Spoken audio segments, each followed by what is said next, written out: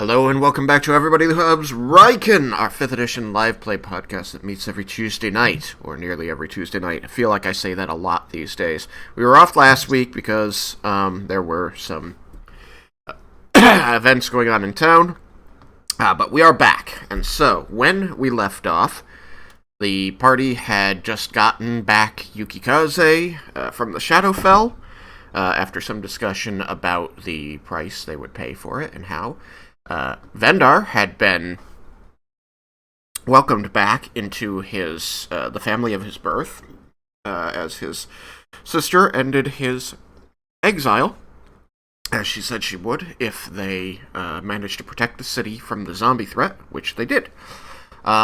And then they went on to continue protecting the city from the zombie threat as they learned through their own magical experimentation in getting themselves cured, that this affliction that the zombies put on people by striking them could kill a person and make them instantly rise again as a zombie. So they passed this information on to the crown, and from there to the clerics of the city, and began to remove curse from the soldiers down in the Gate Plaza. Laramendes passed this information on to the cleric of Ione, who he'd met the day before, who called in a favor with the Mages Guild, which resulted in a couple dozen mages from the university showing up to lend their remove curse and detect magic to the effort, thereby ensuring, at least for the foreseeable future, that this will not be a problem that overruns the city. And so we left off right where the party had kind of surrendered this into the hands of the clerics and the mages from the university. You are in the Brilliant Plaza, having just set this in motion as the mages and clerics are going about curing the sick and wounded of the affliction from the cursed zombies. You believe that Raiken is with Leah and is still carrying a slumbering Yukikaze, who is exhausted after being pulled back from the Shadowfell by the Raise Dead spell.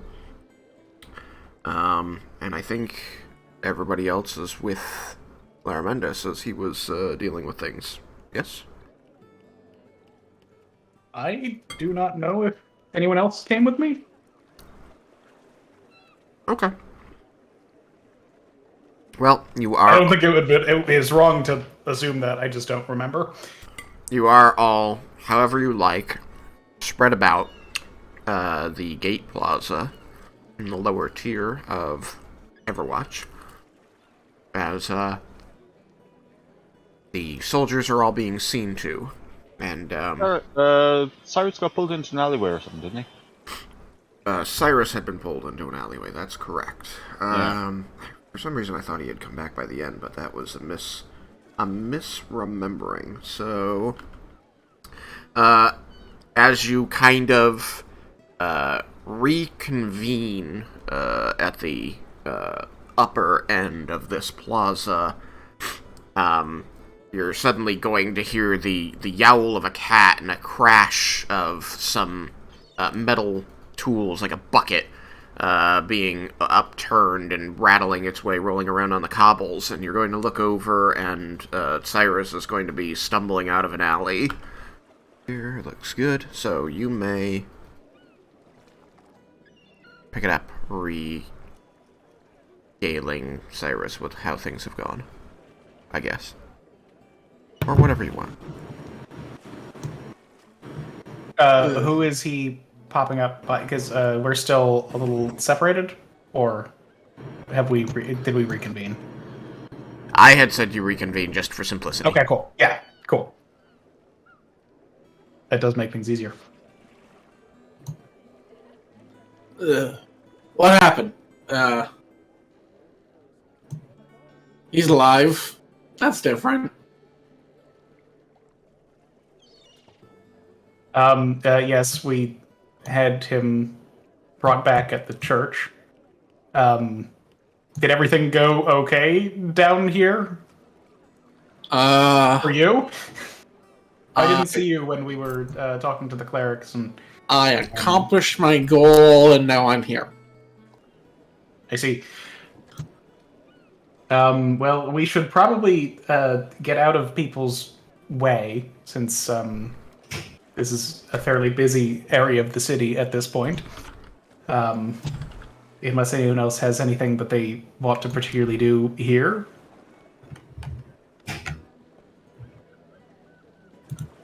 I wouldn't mind sitting down. Like, yeah, chairs are nice. Yeah.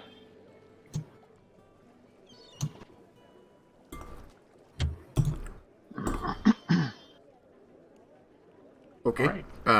There are benches scattered generously around the edge of the plaza. Many of them are in use by wounded soldiers and resting clerics. Laramendas had been implying going back to the lodge.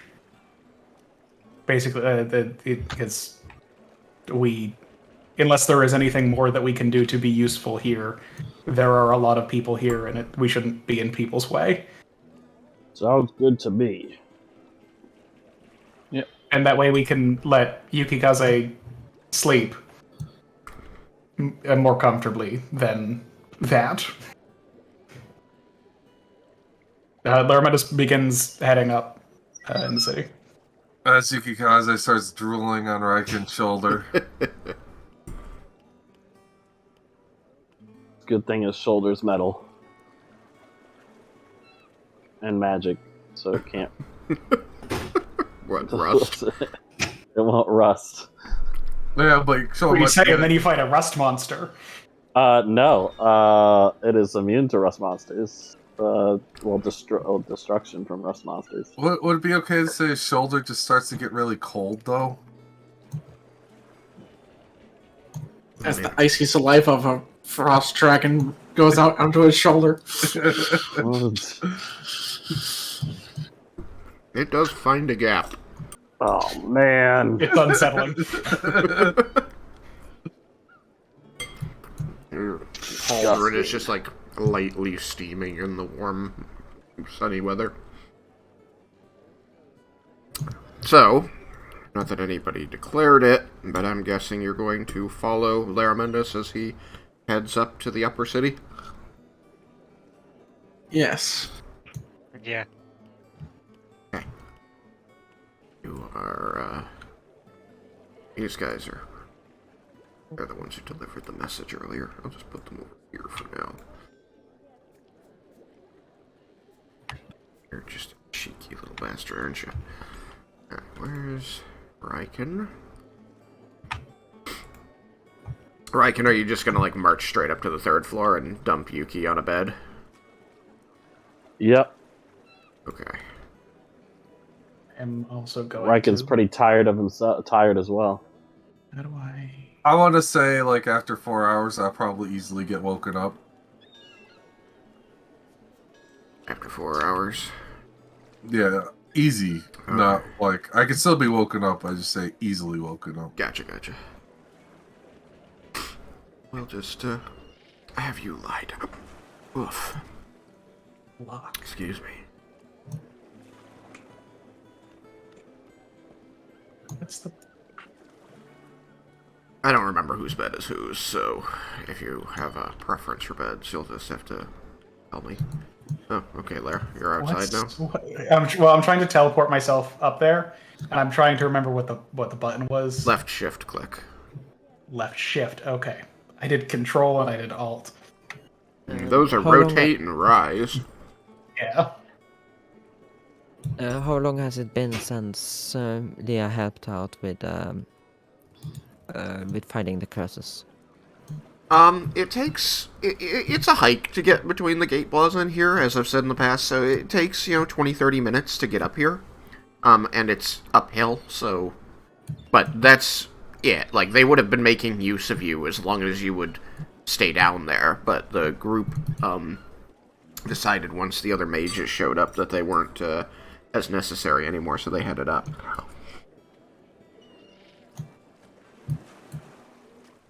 So, Yes, so it's only been like 30 minutes. yeah, if you leave with them, it will have been 30 minutes since you stopped using, detect magic for the city. Okay, then I'm going to rest, but not sleep. So I'm going to just find a stool or something. Okay. It seems like, at least 3 people have gone up to the bedroom, just so you're aware. In case you wanted to be with the group. You're very welcome to be anywhere in the house, pretty much. As you do enter, the others trudge by and up the stairs. The study where you've taken breakfast since yesterday, at least, opens, and yes, Lady Kaylock pokes her head out and looks around at those of you that are here. And says, "Oh, welcome back. Did you need this room?" She says to Leah. No, I was just looking for a place to sit. Please, please. And she will, actually reach forward and take your wrist gently and drag you into the room. Okay. Oops, bye. I guess I'm on the pillar now. It's been I, fun. You like to be tall.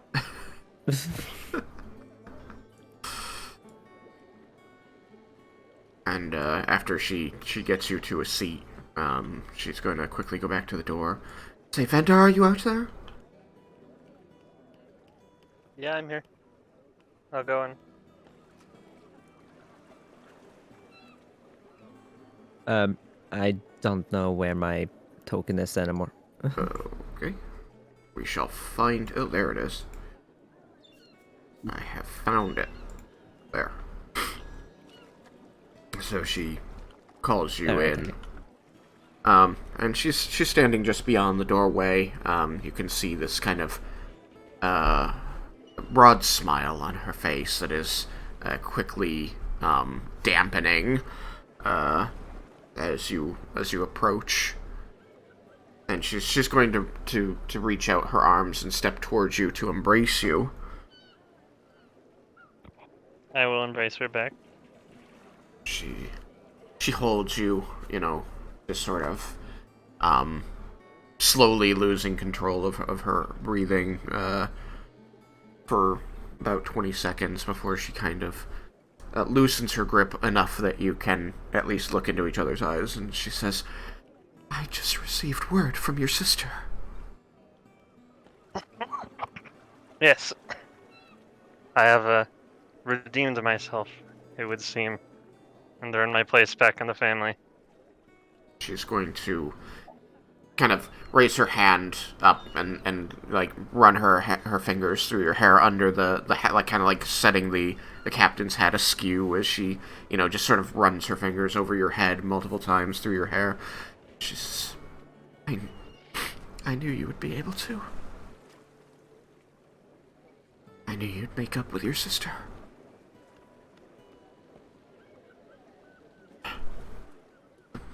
Do you and your friends need to rest?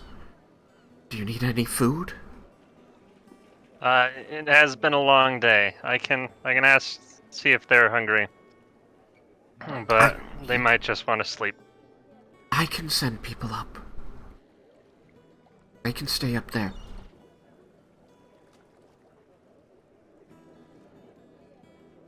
That would be nice.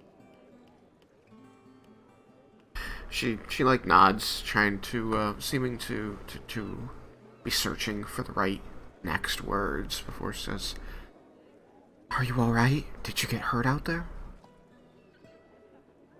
Fine. Pretty stealthy in combat. None of them attacked me. Some of my friends were hurt pretty badly and had to be revived, but we all made it in the end. She nods, and you can see shadows crossing her face, as though there are many things that she wants to say, but is stopping herself from saying. And finally, she stops running her finger through your hair and just brings her hand down under your cheek as she, gives you a little bit more space, releasing you with the other arm. Says, I'm glad you're all right, all of you. And she kind of gives a little turn of the head toward Leah.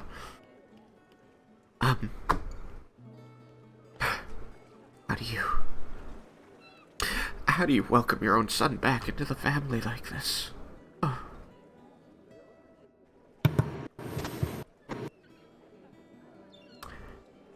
I have an idea. Why don't you go up and be with your friends, and I'll be up in a little bit.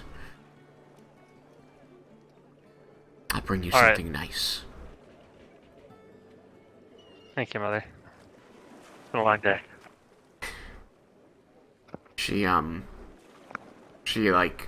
of grabs just a bit of meat of your cheek between her thumb and forefinger and just kind of gives it a shake, kind of, smiling, squinting at you a bit. And at this, you're going to see Lord Squeakers II leaps from your shoulder and onto her wrist, and is just sort of sitting on her, her forearm, staring at her, twitching its head back and forth.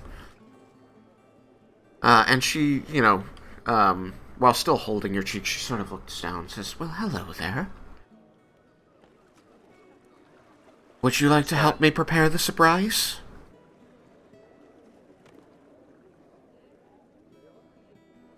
And Lord Squeaker is kind of you see his whiskers kind of go, and he just kind of twists his head all the way around back to you. Says, "Something's weird here." Huh? Oh, you want to help her? Maybe. Yes? I'm curious. I will investigate. And he's going to, you'll see him just sort of, not scamper like he usually does, but just sort of, crawl, walk up to her shoulder. And you see him, dipping behind her ear. And you hear him snuffling. He goes, "She smells all right.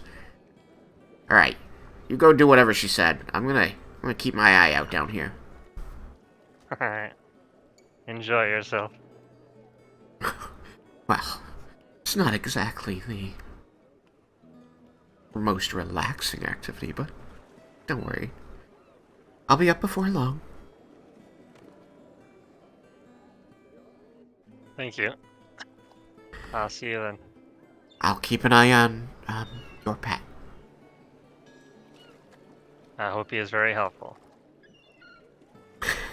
I'm sure I'll find a use for him. And she lets you go. She's going to turn to Leah in the chair and say, "Would you like me to fetch some help for you to get upstairs, honey?" Oh, no, I'm fine. I think I'm gonna stay here for a little while. Okay. Do you Need need to water gather or my anything? strength. Yes, please. Alright. Come on, you stinky thing. Let's go get some stuff. Jebble, where would you be? Because I didn't move your token, so you are potentially still down here, but you don't have to be. I think,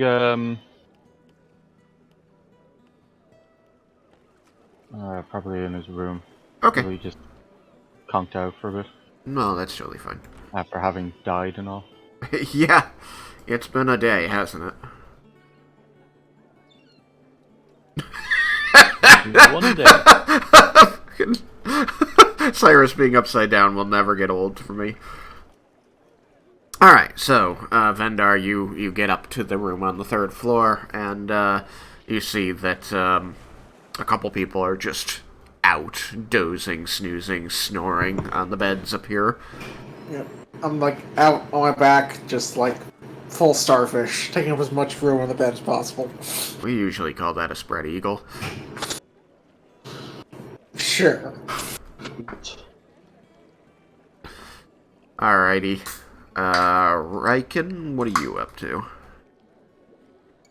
Raiken's pretty tired, pretty beat after the fight, and carrying Yukikaze and all that.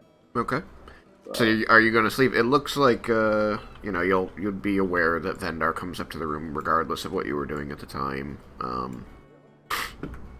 I didn't know if you had anything you wanted to talk about, or if you would just sort of doze. He's gonna doze. He doesn't have anything.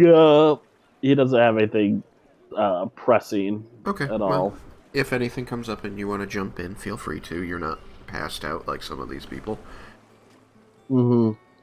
Laramendus, Vendar comes up to the room. What are you up to? Laramendus is reading his spellbook, currently working towards having an arcane recovery, so that he can have some lower level spell slots back. But the time is it? Vendar. Mm-hmm. What time is it?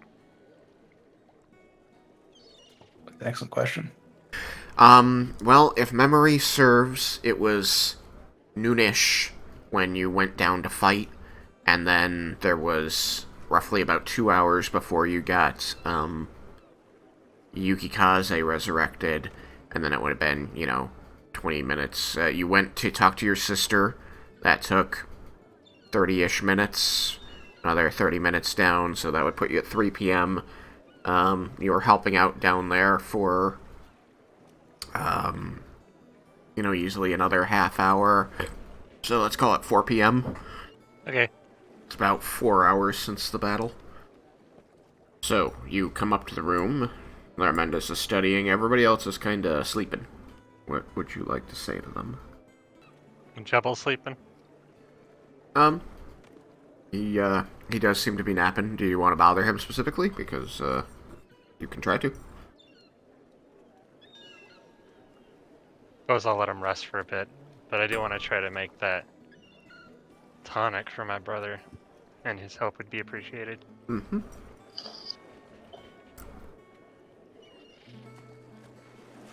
But he did just die and all, so I'll give him some. I'll let him rest. Yeah, he got better though.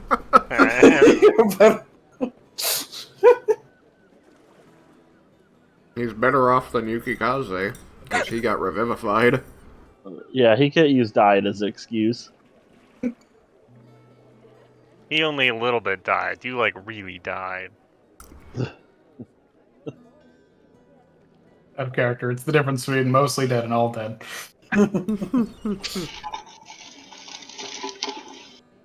No. Oh, shit. I think an animal just jumped up on a desk. I fucking caught this bloody mouse. That's what I did. Wow. Alright then. You got a box you want to put it in? He's in a little jar thing here now. Just have to... Oh, this little son of a bitch. It's because you're a druid. You were able to do that. Animal handling. Nat 20. Way to go. Yeah, I was gonna say Jebble wouldn't be calling it a son of a bitch. I feel like Jebble Caught a gets mouse quite a with bit my bare inspiration. hands. That is Jebble. Yeah, I managed to catch a mouse with my bare hands one time. That was interesting. It's all about patience. Ah, damn. Alright, just stand in there. I'm trying to Eat that remember stuff. the name of the mouse from the swamp.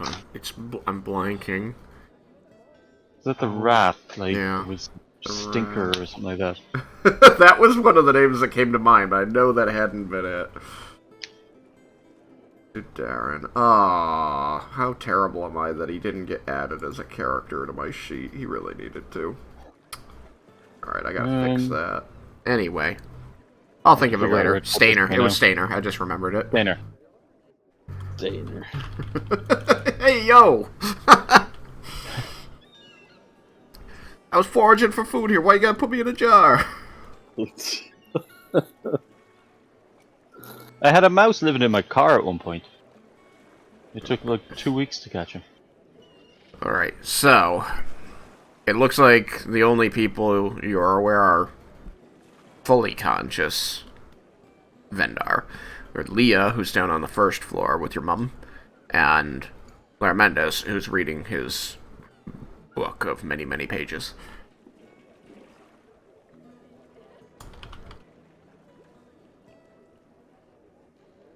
Raiken's just mostly conscious, but he's resting.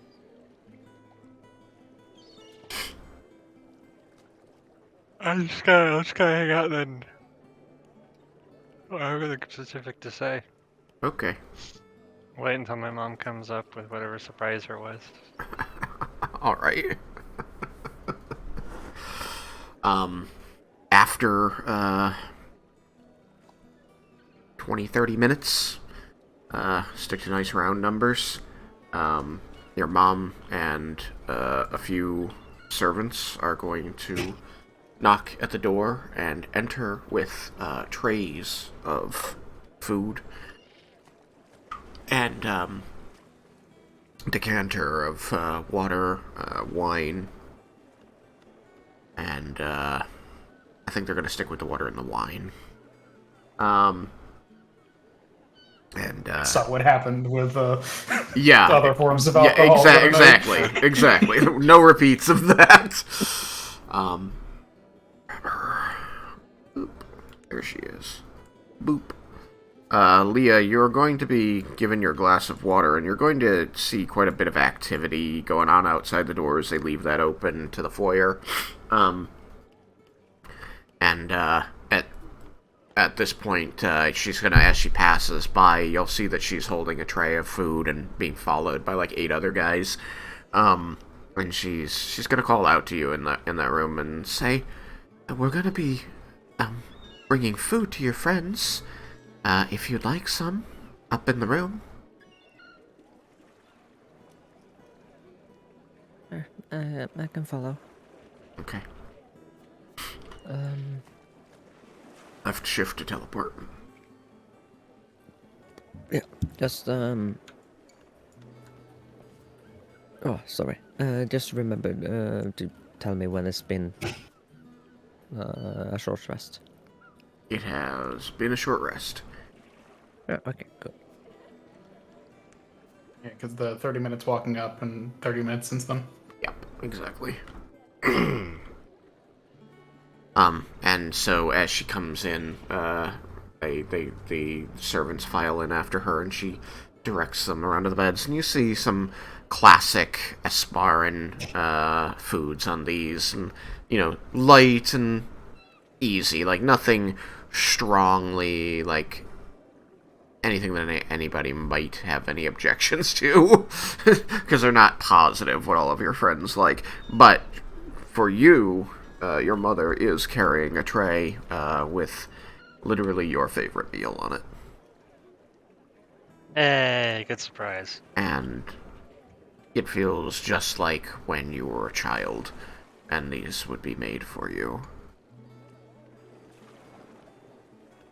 You are momentarily hearkened back to the days before your training, before you realized what your family was about, when you were just growing up innocent.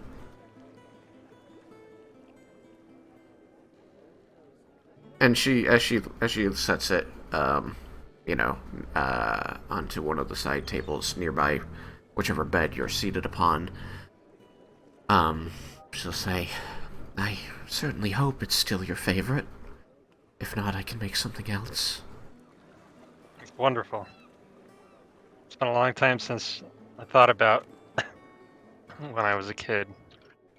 Before everything. It reminds me of then. It's a really nice surprise. Thank you, Mother. I think I felt it was time to create a new normal. We're a family again, and I want you to be happy when you're here. And, she's going to step back toward the door, but before she does, she's going to lean down and just sort of like put her hand around the back of your head and kind of pull it in and kiss the top of your head knocking the captain's hat to the bed. Say, come on. Thank you. I love you, Mom. I love you too, baby. And she's going to nod to each of the others in the room, asleep or not, before shooing the servants out and heading out, closing the door behind. So, all of you do have food that you can nosh on. The clatter will be enough to wake you if you wish, or soft enough for you to just roll over and ignore it if you prefer. Food. How long has it been? Anything remotely resembling pastry? Anything? Yes, there are definitely things resembling pastries. It's been about on my plate. It's been a little longer than a half hour since you got here. I was just gonna say, you've never eaten in your life, Yukikaze. Oh my god. So I'm gonna say that it's. So it hasn't been like super long, or yeah. No, but you got the 2-ish hours of dozing, or hour-ish of dozing on Raiken's back. And my freaking party members are to wake me up and say, hey, there's some food here if you're really hungry. I mean, I'm telling you that, like, just the liveliness of them coming in and setting it out is going to be enough to wake you, so.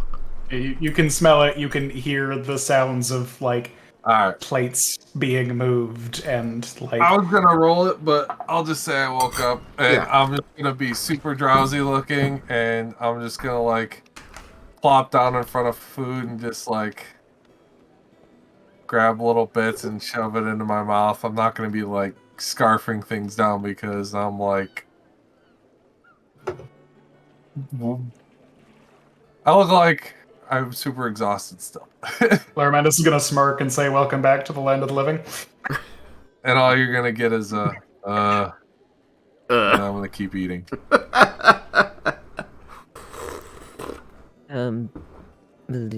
Leah's gonna eat, and once she's done, she's gonna start re-summoning Lorelei.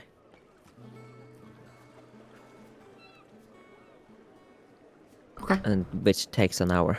Right. She was in one of the AoEs, wasn't she? I think she was invisible. I think Jebble ran over her. Yeah. Yeah, I just left her. Fire elementary. She was in the wrong place at the wrong time. I've tried to warn you about sending an invisible ally with no health into combat, but no. Is Squeaker's back with me now? Oh, right. Yes. Sorry about that. He will have come in with the food and remained when your mother left.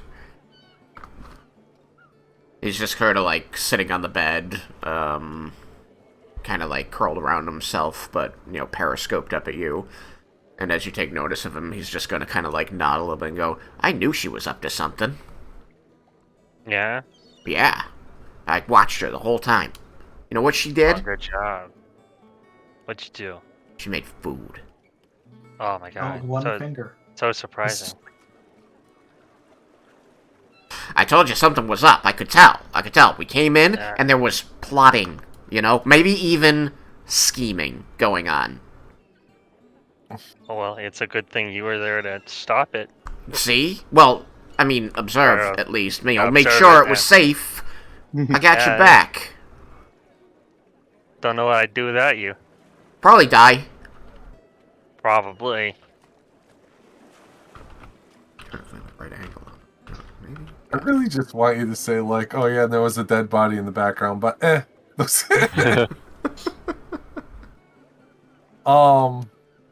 Yukikaze is also gonna, like, you guys will see him haphazardly rummaging through his bag, also getting out a pen and paper, and, like, just keep nibbling and scribbling a few things in a book, and then scribbling some things. Just nibbling, scribbling. You're going to hear Squeakers chittering on the bed across from yours. The next one over. And Vendar, you're here. He's plotting and scheming too. Yeah, he's a plotter. And a schemer. Oh, he's a real big schemer. Should watch out. He usually does it for us, though, so... What's in the book? I'm not sure. Maybe you can go find out. I find out. So as you're taking notes and eating, all of a sudden there's a crinkle of paper, and you look over and there's a ferret sort of like just front paws on one of the pages. It seems to be staring intently at what you're writing. What are you writing? Well, I'm not going to care at all for him looking. I'm not going to really I'll acknowledge that they saw him, but not really be bothered by it at all. Uh-huh. And if you want the details, it's going to be everything that I can remember before I forget about the Shadowfell and what anything I can still remember from that, if I did remember anything. Oh, you do. You remember everything. Okay, so I'll be slowly jotting down what I remember, what I saw. Mm-hmm. I do remember that your particular research there will give you a basis of knowledge to roll from whenever healing and revivifying magic, resurrection magic comes up. So that's what the little furball will see. Okay. He's gonna, after like several minutes of watching you scratch away at the page, he's going to hop back over to the other bed and run up Vendar's sleeve and say, "Fucking knew it. You know what he's doing over there? He's scheming. He's writing words. Oh, I can't read any of them, but, Well, that's what a plotter does. Exactly. You don't seem to be taking this threat very seriously." Oh, you better watch him closely. I am watching him closely. What are you doing? No, I got too much going on. Leaving that task to you. I got this. Anyway. Leah is resummoning Lorelei. Yuki is writing and eating. By this time... No, I guess you still have time yet that you're reading your spellbook, isn't there, Sam? Yeah, it's an hour. Yeah. Because it's Yeah. you get it. Well, it's not. The wording on it is vague-ish. Yeah. Once per day, when you finish your short rest, you can choose. No, what's the actual? That's the actual wording of it. The actual wording of it is like you spend time studying your spells. Yeah.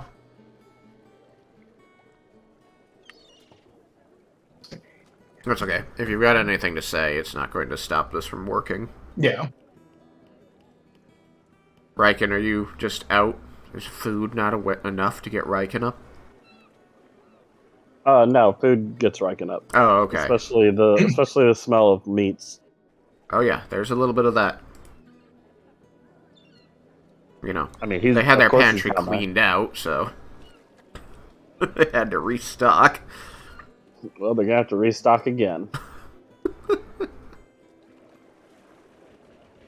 Cyrus, you're up and eating. Yep. And Anything that you remotely had pastries. resembles pastry. Yeah. Jebble? Yeah, I'll wake up. Okay. Get some food. Get some food. Alright. So, Vendar, you're aware that Jebble is up and partaking.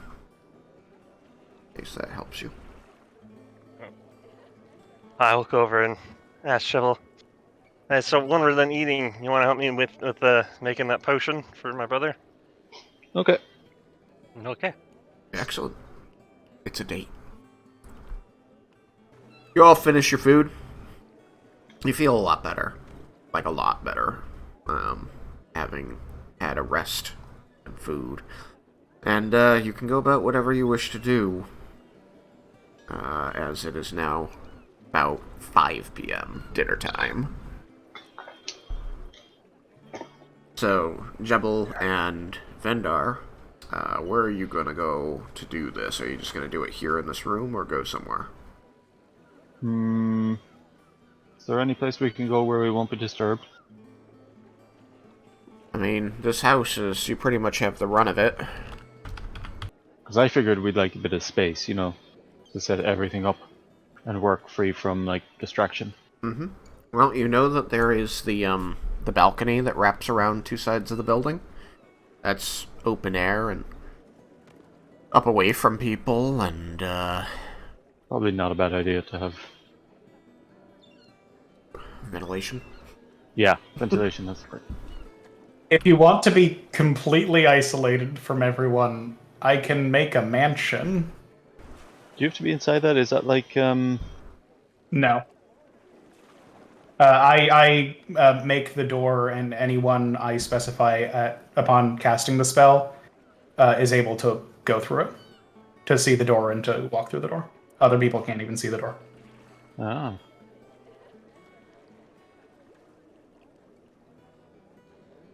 It would be breaking the rule of using my first 9th level spell slot to cast Sending, so I mean...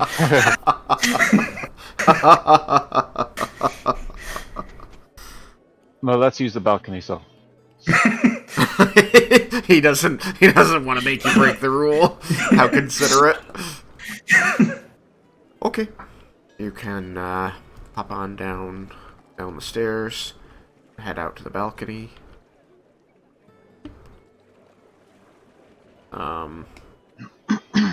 You'll find that there's a lot of space to stand and observe up here, but there are a couple chairs, and servants will offer to bring you anything you need, flat surfaces, tables, chairs, that like, to make your, whatever you're doing out there comfortable.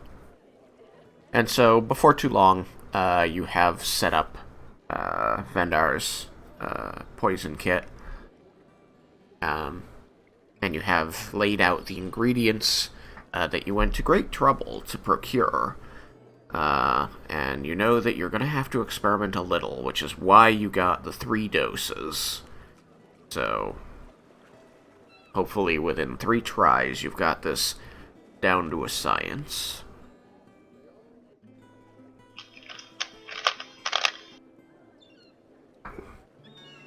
And you set to work on this, so... why don't you guys give me some wisdom rolls.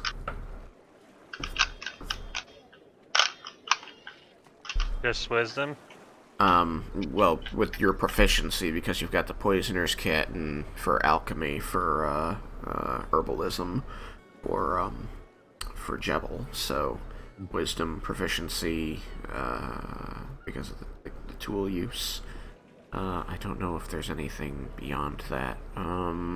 But let's go with, nature. If you've got training in nature to help you. Woohoo. I don't. Okay. I do. Medicine would also help. Medicine or nature. No, I do have proficiency in medicine. Okay. How many rolls? Oh, wait, no, that's Well, let's go with the 1. There's the 2 of you. Let's do 3 rolls each and see what we get mathematically. So you can make 3 rolls each with those benefits: wisdom, nature, proficiency, medicine. And that will cover an hour of experimentating with one of your samples. Okay. I got 2 21s and a 24. Nice. I got a 26 and 2 16s. Alright. So, you guys are taking the ingredients, portioning them out, taking measurements, going by all the things. You're checking your notes, everything you've learned from the Drow, from Visandrius. Every time you've stopped and experimented and learned things about this, you realize you've been honing your craft over these weeks and in some cases months of doing this.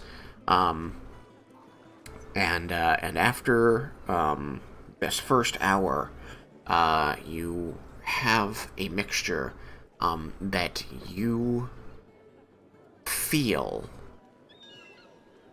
may not be quite there, but you have learned so much about this specific process. Like, you feel like if you were to repeat this, you would know how to save your ingredients better, you would know how to get better potency out of them. These were some interesting things, but you want to quickly try this.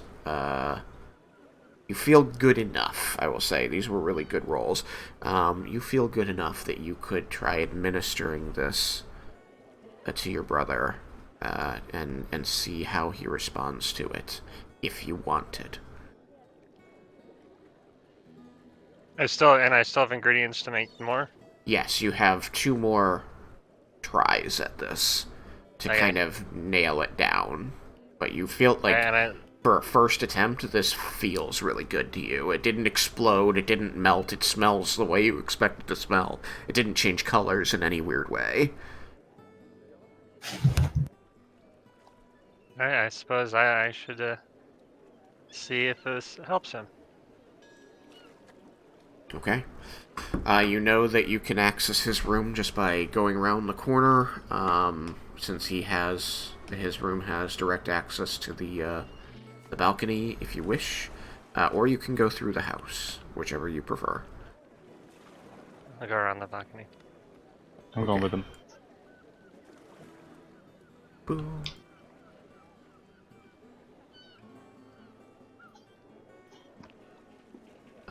And I'll knock on the door.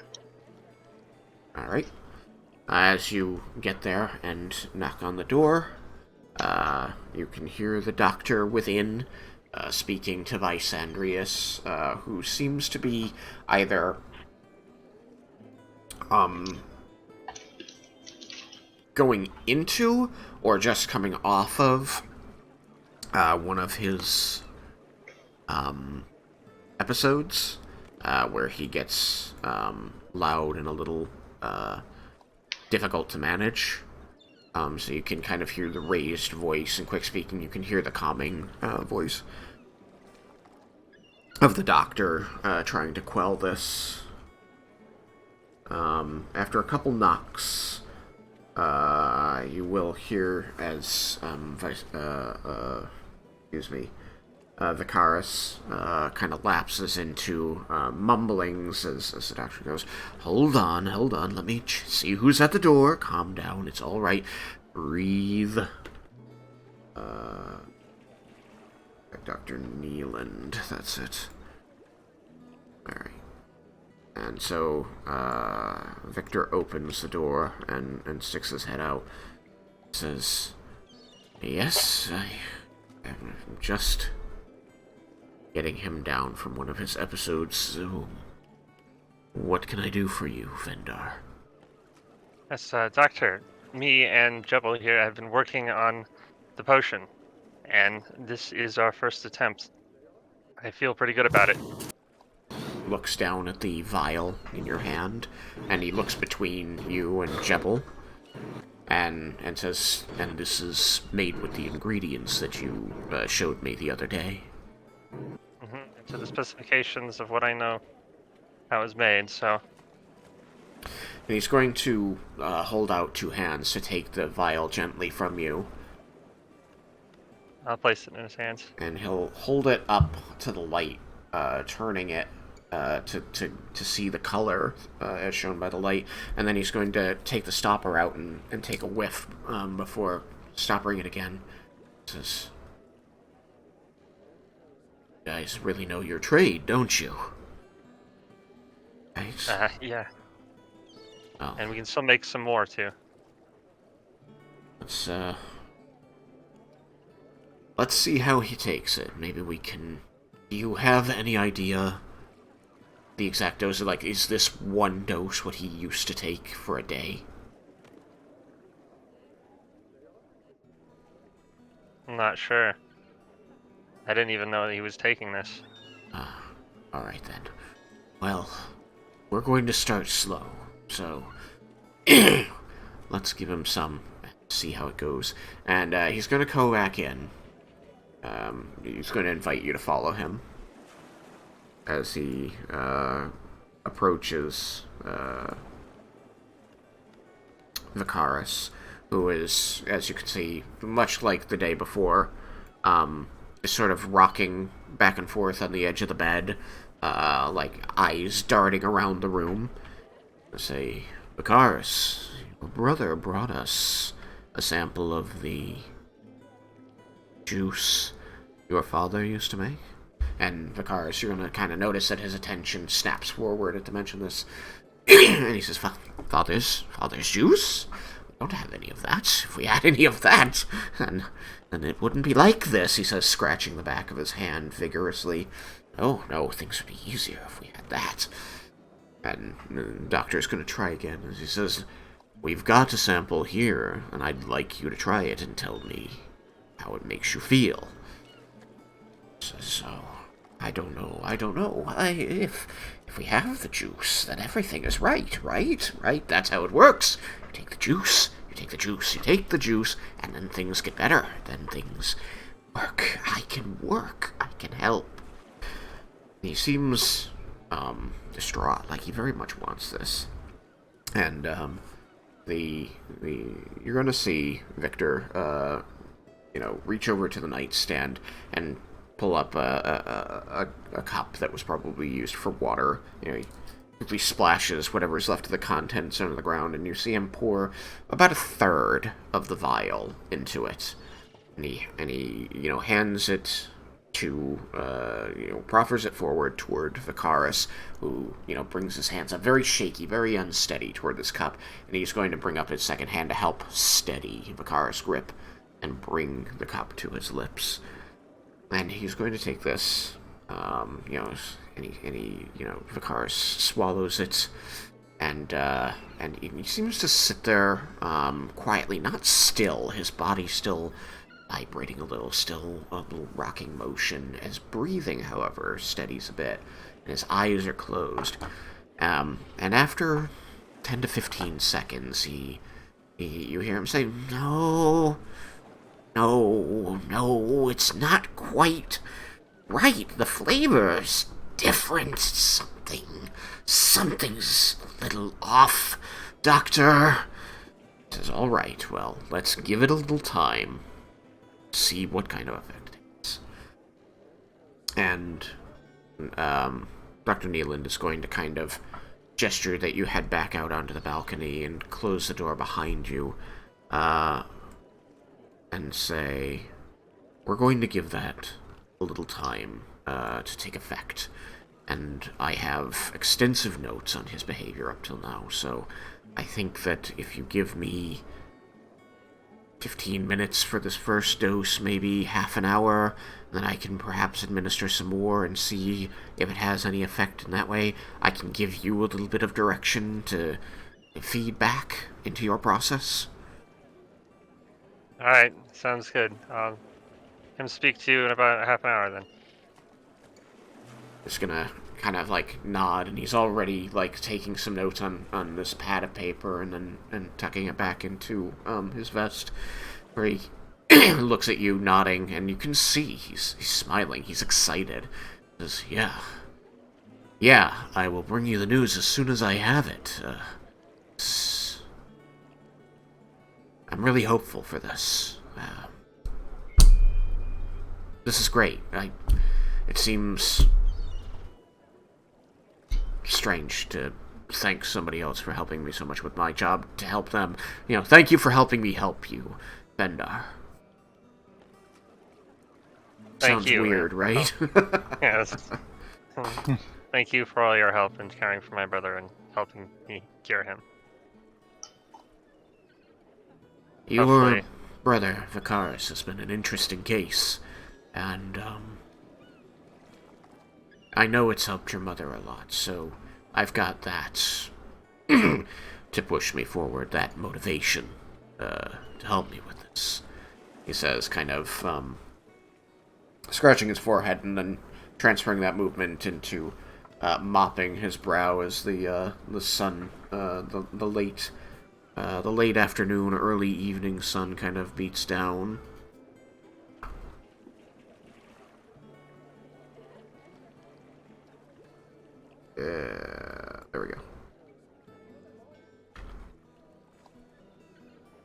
says, yes, I will have a report for you on this half an hour.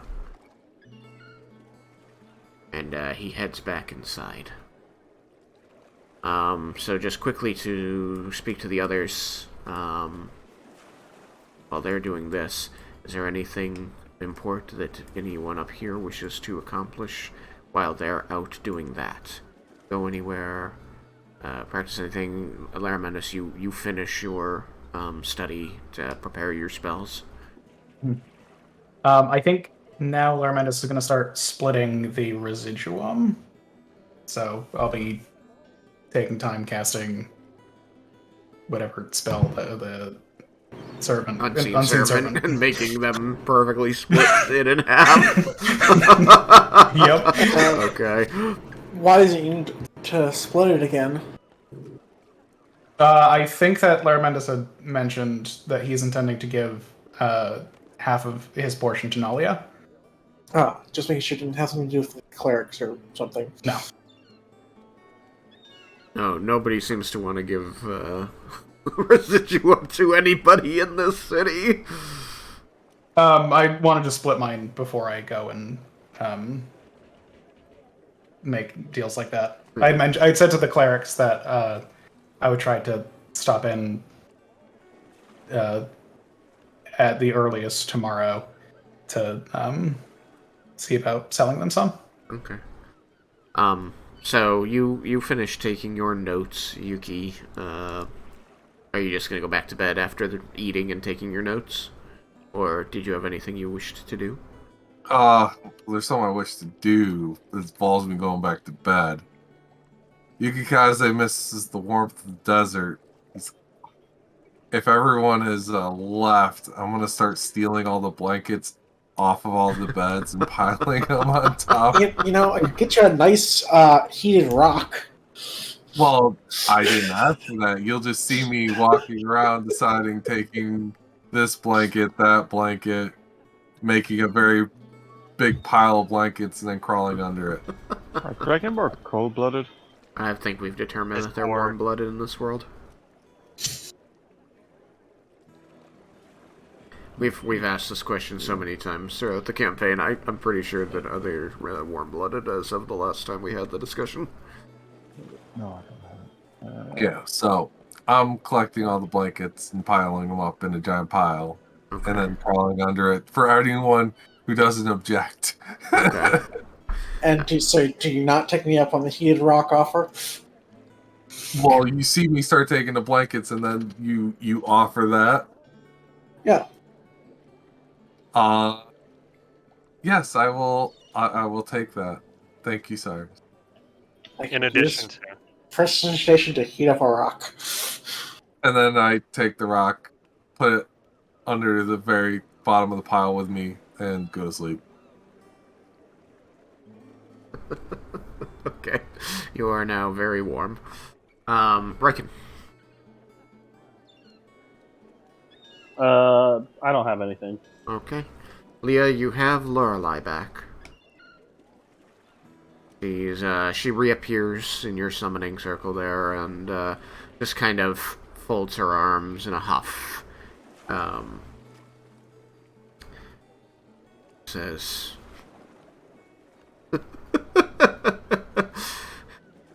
we really have to get better about strategizing with your allies when I'm in the field. We should. That was unfortunate. Well, we got out of it alive, most of us. I tell her about what happened.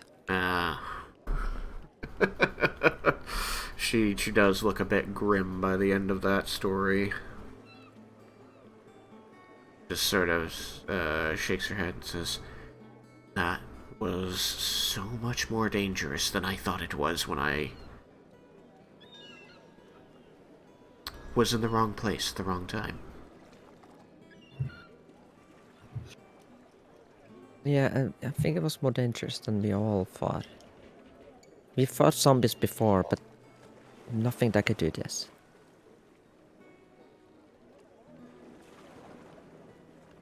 You have some idea that it means something important? I don't know. I don't think so. It seemed unrelated to everything that, like, to our current mission. It does seem unrelated to the dragons. As far as I can tell, anyway. I know less than you about it, though. Yeah, I mean, there's nothing that immediately tells me, at least, that this should have anything to do with the dragons. Usually, when we deal with dragon stuff, it tends to be rather obvious.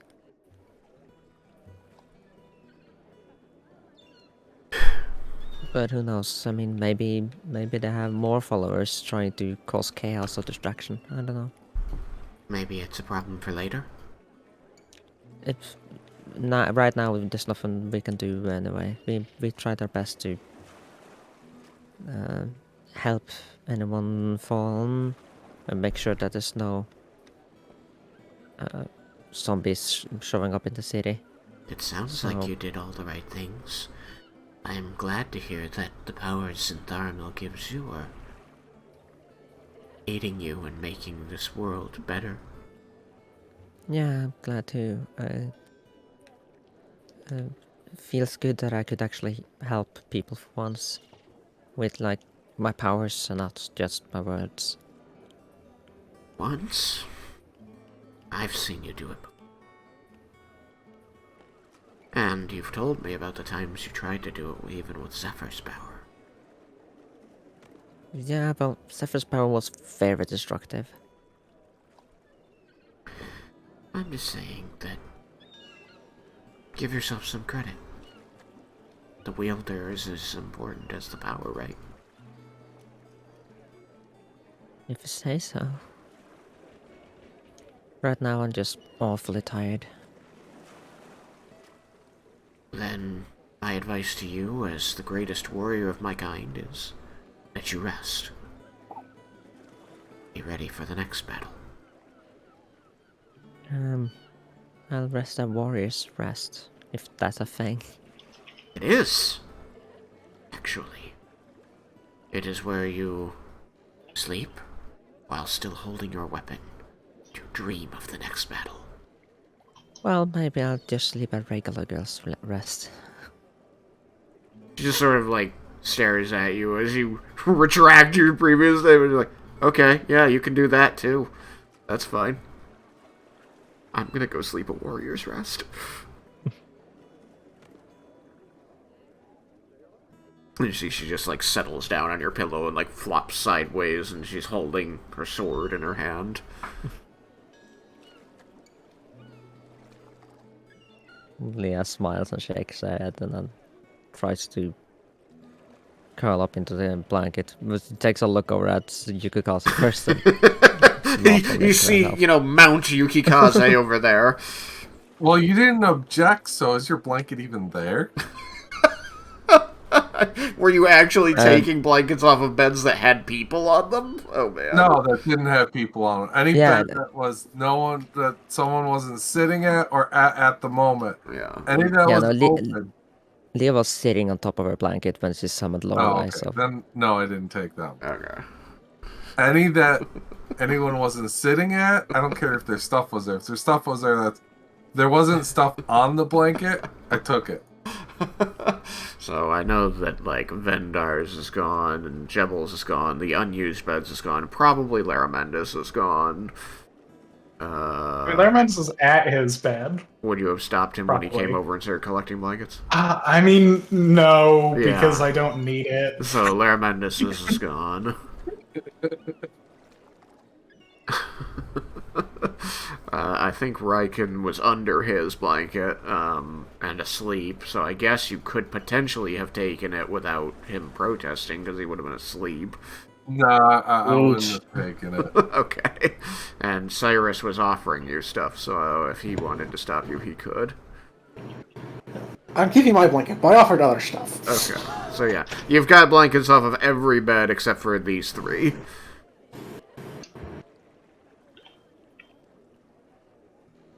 Anyway, Yeah, so you'd see Yukikase just buried under the blankets for like 7 beds.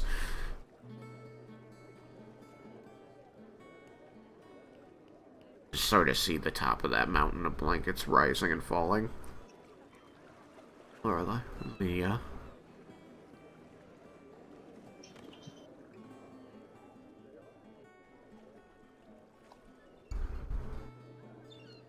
Okay.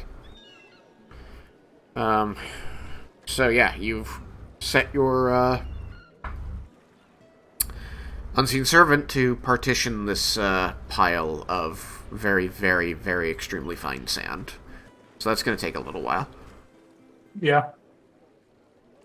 I love Unseen Servant. It's always a fun one. How Just long like is this it? is an extremely maddeningly monotonous task. It is. Go forever. It lasts 8 hours at a cast? I think it lasts an hour. 1 hour at a Hold cast. on. Yeah, it lasts an hour per cast. Okay. So it's gonna take a while. It's gonna take a while. It might require multiple casts. Yeah. Okay, then that taken care of, we rejoin our alchemy bros. Dr. Neeland is going to come back to the door after about half an hour, maybe a little longer. And he says, well, the good news is that your tincture has certainly produced results. We're going to need to dial it in, but I have notes, and my understanding of how these herbs tend to affect people. I have suggestions for how you can vary your levels, but it's still going to be a little bit of guess and check. Well, any little bit can help. So, the good news, is that this is helping to level his physical responses. It has given him stability and motion, but it has introduced a new complexity to his mindscape, if you will. And he's going to kind of show you his notes and explain how everything he's observing translates to what he thinks you should try in the next batch. Oh, yeah? And so it takes, probably 10-15 minutes explaining what he thinks you should do. He says, and if it takes you an hour to mix up that batch, good. I'm going to have him eat something that will help absorb what he's already taken in, and hopefully that he hasn't taken a whole lot, so that should allow us to give it a reset, I think. You take my meaning. Alright, yep. We'll get to making that batch then. Alright. So you can head back to your station around the corner. Why are you trying to fly away on me? And you can make another 3 checks. Same roll. However, with the exceedingly good first try and the information that Dr. Neeland gave you, I actually want you each to add a static 8-point bonus. Another +8, huh? Yeah.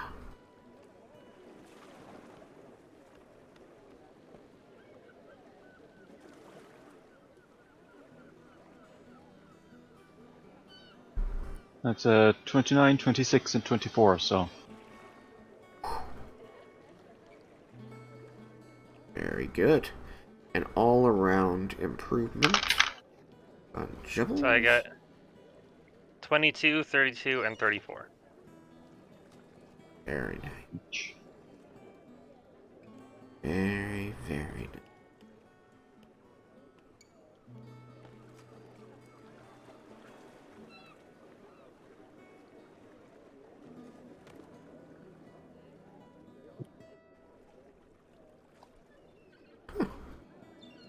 Complimentary room. Yes. Okay.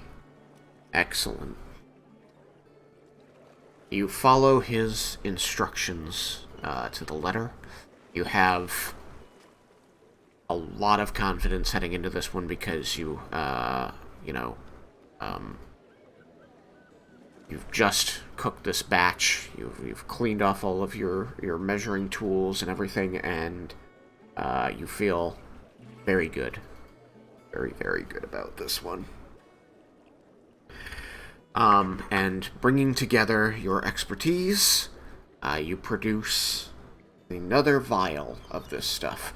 The color is slightly darker, and the aroma of it is slightly sweeter, so you know that your result is different.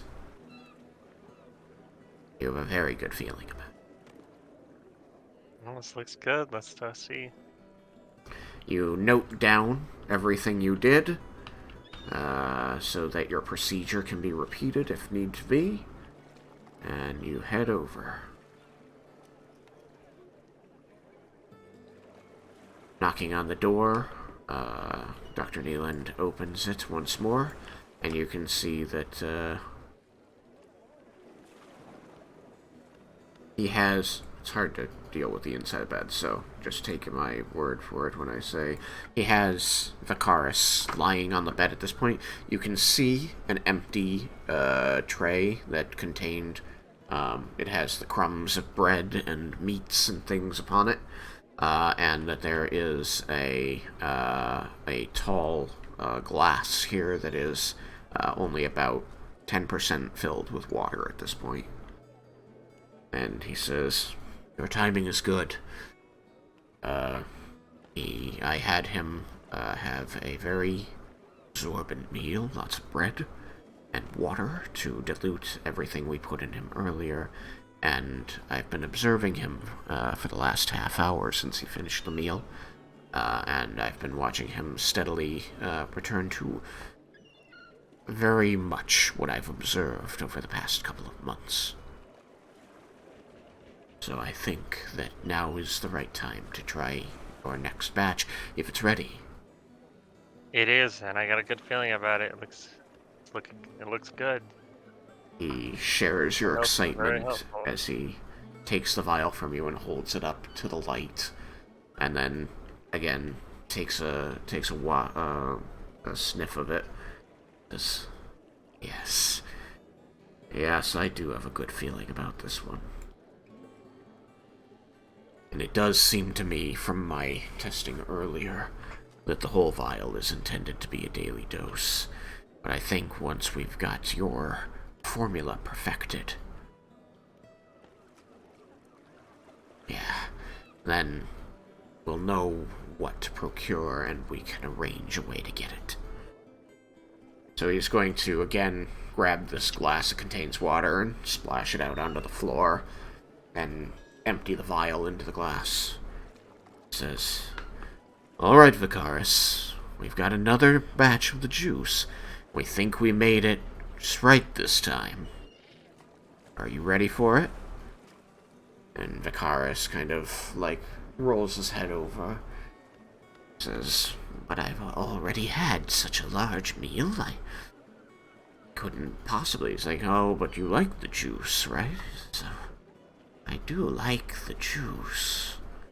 The juice earlier was... like the old stuff, I guess.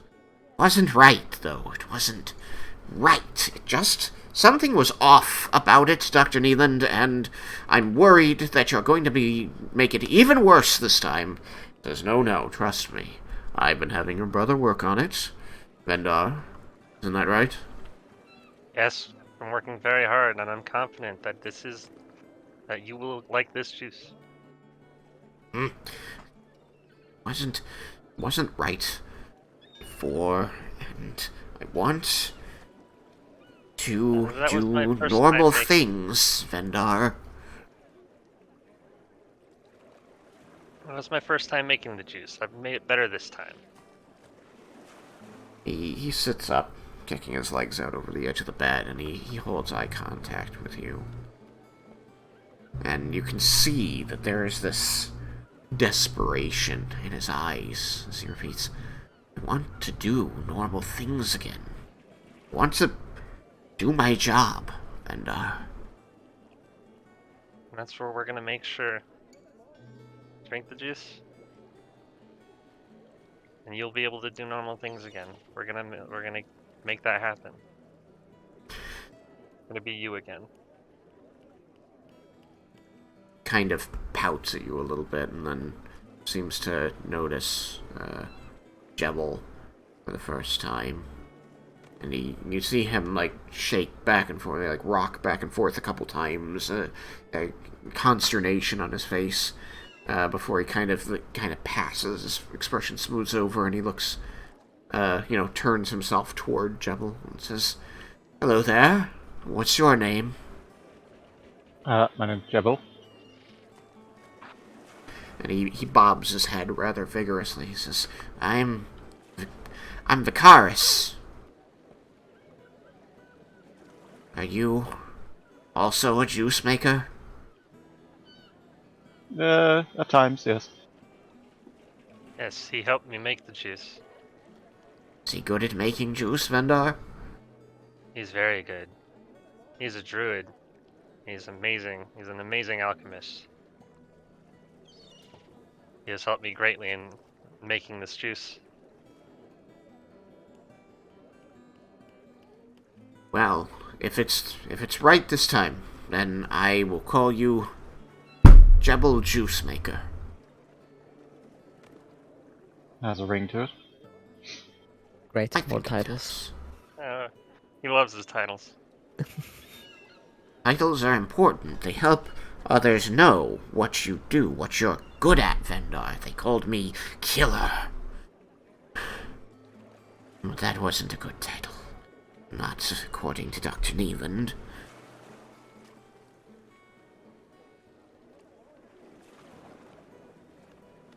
The Soldier. That was a title. People like that one better. They don't seem to understand. He seems to be, like, procrastinating, like, not drinking this juice, trying to keep people talking. You notice this is going on. Chris, please, drink the juice. And roll persuasion. Okay, you may.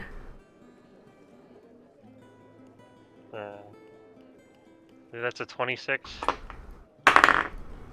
Yep, 26. And he kind of, you see that he listens to you. He's still talking under you as you talk.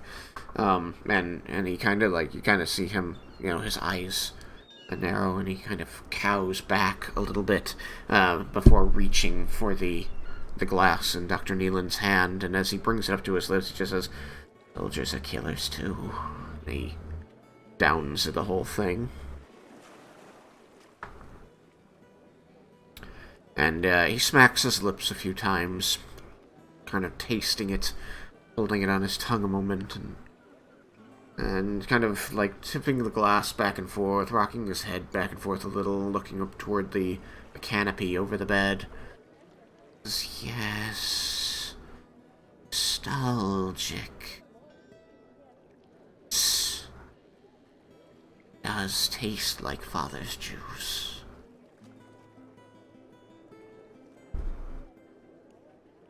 How do you feel? I feel okay. Tastes like father's juice, and that's good. The other stuff was good, but it wasn't father's juice. It wasn't right. This seems right, but where did you get it? They told me that father's juice was gone, but then you made more. No people wasn't could easy. do that. But with a lot of hard work and investigation, I was able to find out who had made the juice and how it was made, and I was able to recreate it. Do you think that's a good job, Vendar? making What do you mean? juice. Well, I made it to help you. I Ideally, mean in we could make you- general. Like, do other people need things like this too? Juice? To help them? Like I do? medicine? Sure. Yes, lots of people need medicine. Is that a job that you would want to do?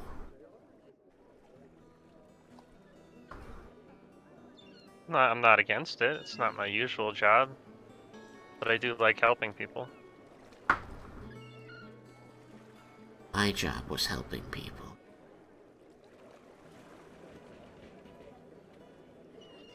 But I helped people by killing people. That was wrong. But the juice made it so that I could do that. Otherwise, I might not help the right people. I might kill the wrong people. The point is, Vendar, what do you think that perhaps maybe that's what I should do? Help people? To help people. I think that would be wonderful if you can. Maybe the doctor here can help you learn. You And I'd be willing helped to, of course. people in a way similar to what I did, and you learned to make this juice, this medicine. Maybe I can too. I believe you can. And I'd be willing to help you in any way I can. As I'm sure will the doctor here as well.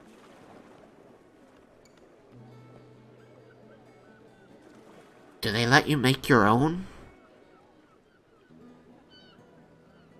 I mean, no one really stops you as long as it's not dangerous ingredients. But something as volatile as the juice should be left to someone more experienced, for now at least. But it could, someday. Someday, yes. And it's better than killing people, right? Yes. Father always wanted me to kill people. I mean, not anyone in particular. He just wanted me to be good at it. Good soldier. Fight the wars. Spara's enemies, he says, is, he keeps looking down, kind of through the doctor, maybe around his midsection, but he'll drag his eyes up and make eye contact with you, Vendar, as he's talking, now and then before his gaze drifts off again. But as he holds his eye contact with you, you are noticing that his gaze is firmer, longer, each time it comes back to you, with the fear, concern in the eyes is beginning to smooth away as he eases into this conversation.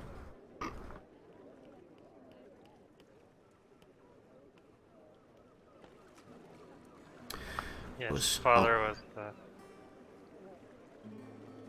but we don't have to worry about what Father wanted anymore. We can be who we want.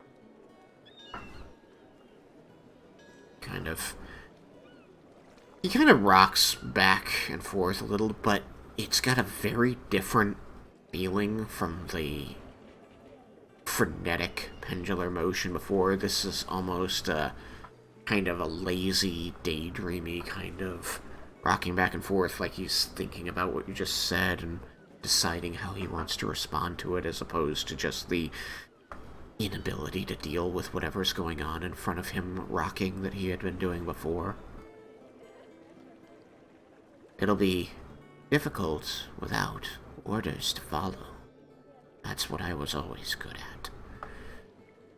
Tell me what needs to get done, and I do it.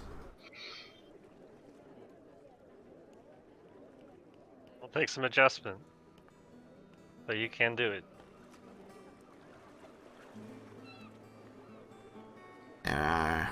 There's a priest comes by some days to talk to me, to talk to Dr. Neeland, to Mother. And he would say, I can remember, I never had anything friendly to say to him, but he would say friendly things to me. He would say that I could be anything that wanted to be, that I didn't have to be what I had been made to be, that I could remake myself. And there was a part of me, Vendar, there was a part of me that really wanted to believe him, to take that message to heart and do something with it. But there's this other part in there. When I don't have medicine, just scatters the ideas like ashes, taunts me. I can't do those things. That's for normal people, Vendar, and I'm not. And it hurts. It sucks. It sucks! That's why I needed medicine, because it made that voice quiet. It made them shut up so I could finally think. And he kind of looks around at this point. Like, you kind of see his eyes tracing back and forth as he turns his head, like he's just heard something and is trying to find the source of it. And he looks at you a moment and says, Do you hear that?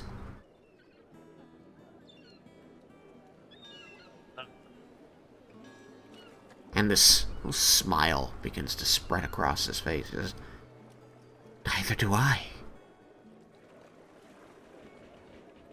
Voice is quiet. Vendar! It's quiet. Wonderful.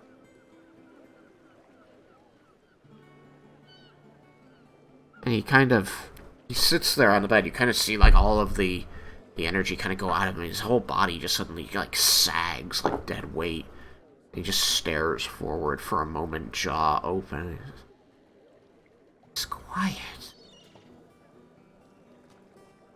It hasn't been quiet since the battle.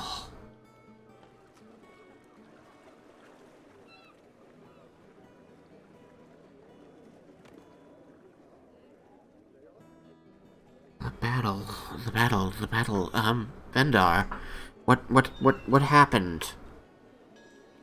There was a battle, and there was fighting and killing, a battle, and people were taken, and I wasn't taken. I was doing my job, and then the voice came back. Medicine, it must have worn off. Always at the worst times. What happened with the battle? Where's our brother? So, the battle was complicated, but Thandros is alive. He's alright. Me and my friends are planning to go to him next. But, the battle was lost by Aspara, but shortly after, an armistice was signed between Romdor and Aspara, thanks to the efforts of me and my friends. But, Thandros was actually lured away by. What was? You're looking for Tatsuya, a name this guy probably Tatsuya. doesn't know. Yes, by a man named Tatsuya, a dragonborn who's related to our group in other ways, but he lured him into joining his army and to help fight the dragons. So we're gonna go talk to him. Going to find Thandros. Yes. And he was lured away from the battle when my medicine wore off, and so we lost.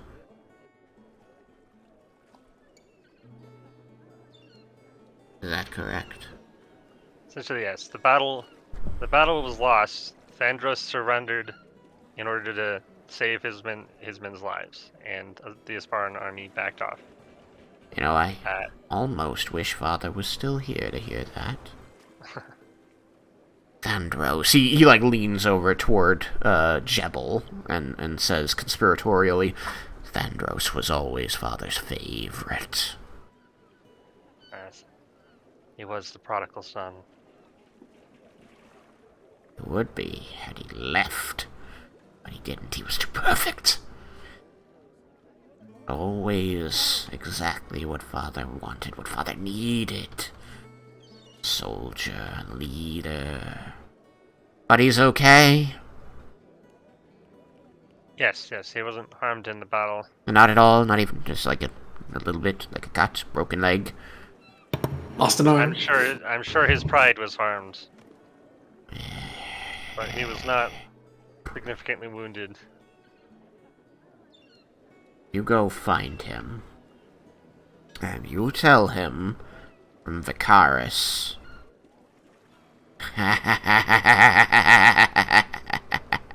Vendar had to do your job. That's the message I want you to give him. I'll be sure to tell him that. Yeah. Just like that. I practice it. I don't want you to know. I want to know that you're gonna tell him right. You gotta laugh at him and tell him Vendar had to do your job. And say Vicaris said to say that. Okay. Perfect.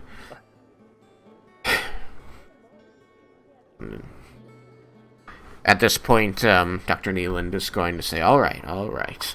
That's excellent. That's great. Why don't we go for a little walk, Vicaris? I'm sure that your brother has other things he needs to get to. I have a few words I need to have with him, but let's see how this treats you. And Vicaris, slowly nods and kind of gets up and kind of looks down and says, I think I need fresher clothes than these. If you'll excuse me, Vendar. Going to go for a walk on the town. Enjoy. And, I'll see you later. he nods to you. And Neeland, kind of shepherds you back out onto the balcony here. And you see as he closes the door, he turns back towards you. He's just kind of squeezing his dark hands together and like, he's got this excited grin on his face as he looks at you. He says, this is amazing.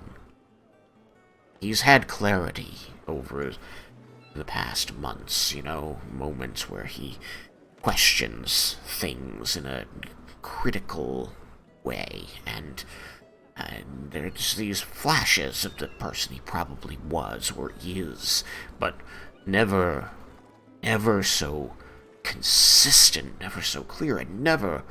That was an entire conversation, almost. He seemed like himself again. I didn't personally know him before, especially when he was on this medication your father was giving him. But those changes, I think I think that between the three of us, we really nailed it. I have some thoughts if you wanted to try a couple of tweaks for the last batch. Just small things. Might as well. Anything can help.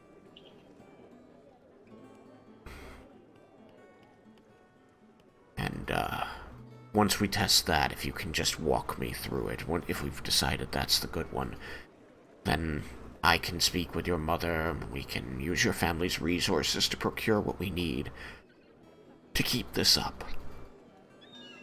He's never talked about a future before Vendar. Not like that. He's always complained that he couldn't do the job he was meant to do, but he's never, to me, openly, verbally considered other lines of work. He's never mentioned the voice before.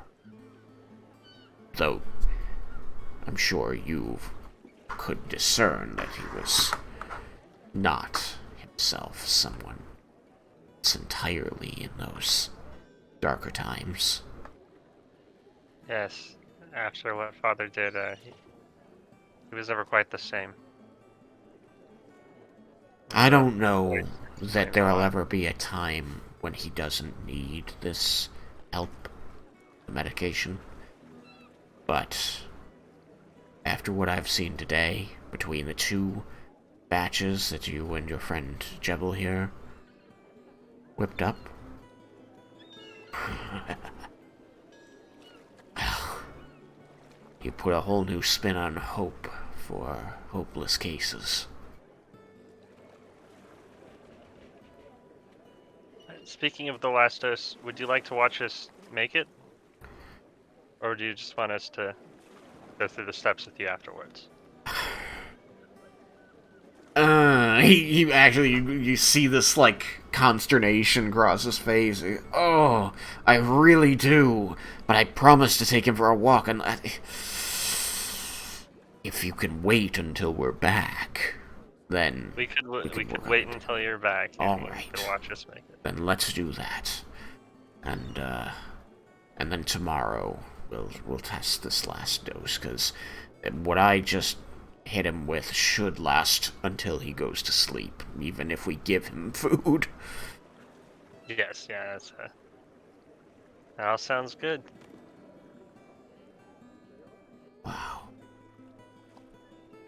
Wow, that's just so exciting. I'm sorry, I don't... Wow.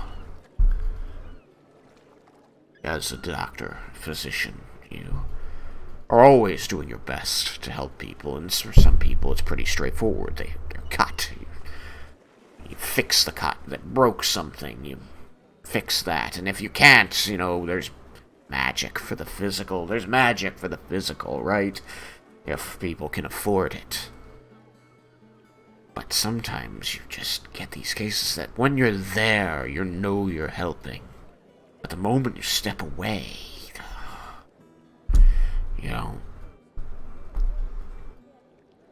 But now we've got a chance. Long-term improvement. I'm sorry, I'm rambling. It's just so exciting. It is very exciting. You really care for your brother, Vendar, and that is beautiful to me to see, and just, I think he's really lucky to have you. Your whole family, obviously, but nobody else could have done this. Not here, anyway. I've just been trying to make a difference. Well, you made a difference for me, and if I'm anyone to be believed, you're making a huge difference for him. Just, I'm not trying to get all sappy on you, son. I just... Sometimes you go so long without a win that you don't know what to do with it when you get one. Anyway, I'm gonna take him for his walk. He's gonna, knock on the door of the cars. You ready to go? It's just nearly, Doctor, just nearly. One boot at a time. Curious.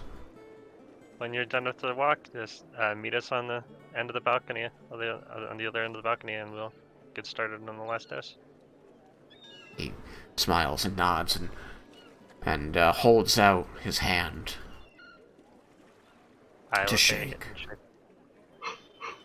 And he holds out his hand to Jebble afterwards. You guys really are Shake. something. You shake his hand. Yep. He's human, so it's a big hand, but, you know, he doesn't seem at all troubled to adjust his grip for you. Alright. See you in a bit. See you in a bit.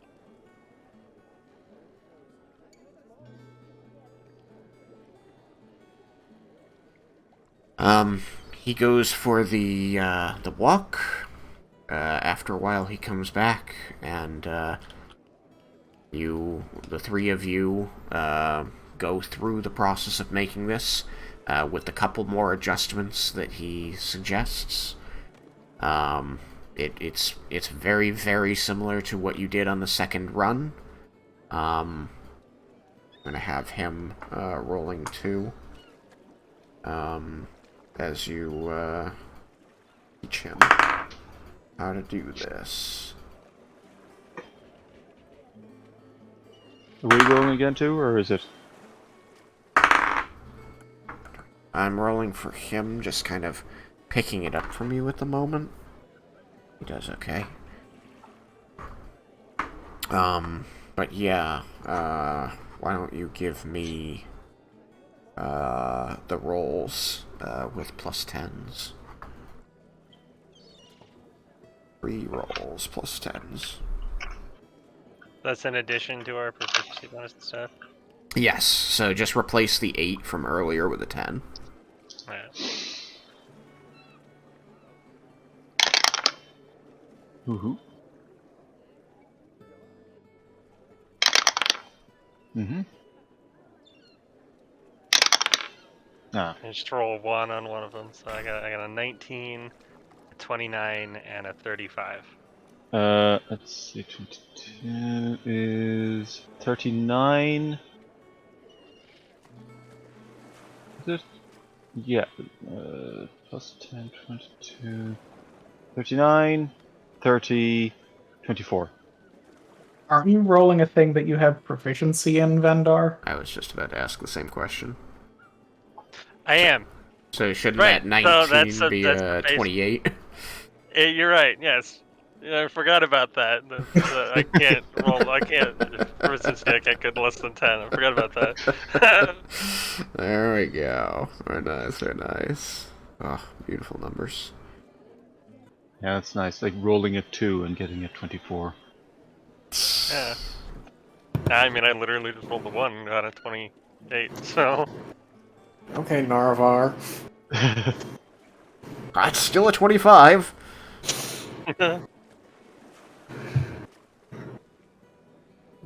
What's your medicine? My medicine's plus 8 because I'm proficient. Because we did that thing. Yes, you trained at the, Yeah, and that gave us proficiency for everyone who did that. super good for rogues. For reliable talent. Oh yeah, reliable talent. I was wondering, like, did I count you? Reliable talent Yeah, is why that his was 1 was actually a 10. Yeah. Because I had forgotten about that. But yes, anything We less don't than a believe 10 in ones is a 10. here. Yeah, I got a 10 on one of those, and that was a... The 24. Yeah. Alright. No, but 2 was 24. The 10 was a 32. Oh, okay. My nature is plus 12. Okay. Oh, wait, it was 32, and I have 30 written down. 39, 32, 24. Okay, yeah, I thought it was supposed to be 32, but then you said 30. I was like, okay. Alright, actually, so that pushes this up to that, and that pushes this up to that. Rewrite those. Okay. Yeah, beautiful. Okay, so with these amazing rolls, you are able to produce the next batch, and you don't just feel good about this one. You feel like you have managed to perfect this down to getting it to do exactly what you wanted it to do. Like, you've never seen a more perfect boil down of something as you reduced it to get the precipitate you wanted. Color is exactly what you anticipated. You feel like there's just no doubt in your mind that this will have the intended effect, since you've gotten to test the run-up to this twice on your brother and seen how it affects him. Nice. And, with the excess successes, you are also able to pass on the knowledge of how to do it to Dr. Victor Neeland. And he seems confident that he could produce an ample imitation. He'd still need to practice at it a bit to get it just right, but with what you've given him, he won't be making something that will make anything worse for your brother. Mm-hmm. Yeah, he's getting it close enough to help. Yeah. And after the production of this final one, he is in celebration mode fully, and invites you down into the parlor of your mother's house to drink with him. I will gladly. Jebble? Yep.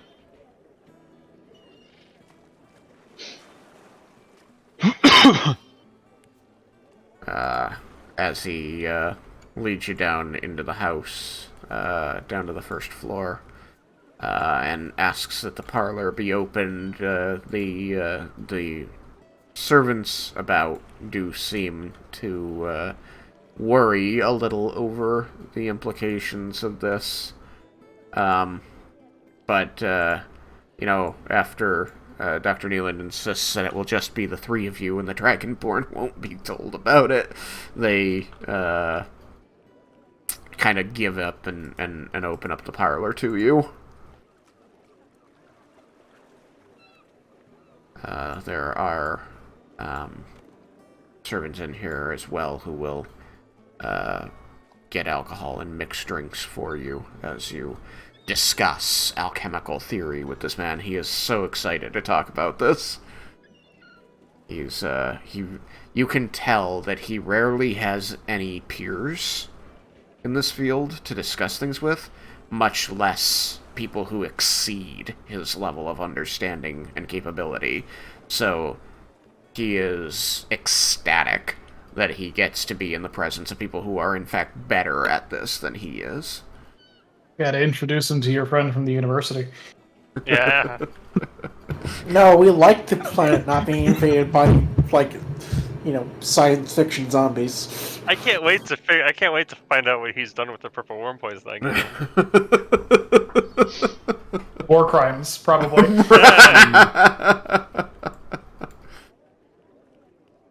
And don't think that this is just about Vendar. If I haven't been clear enough, like, he is excited to talk about this with you as well, Jebble. Like, the two of you together are just... He is beside himself with how much he's learning from you guys, both of you. We both have different perspectives on the whole. You do, and that interests him Vendar's even poisons. more. Yeah, and Javel's potions. So, how did you end up coming together on this?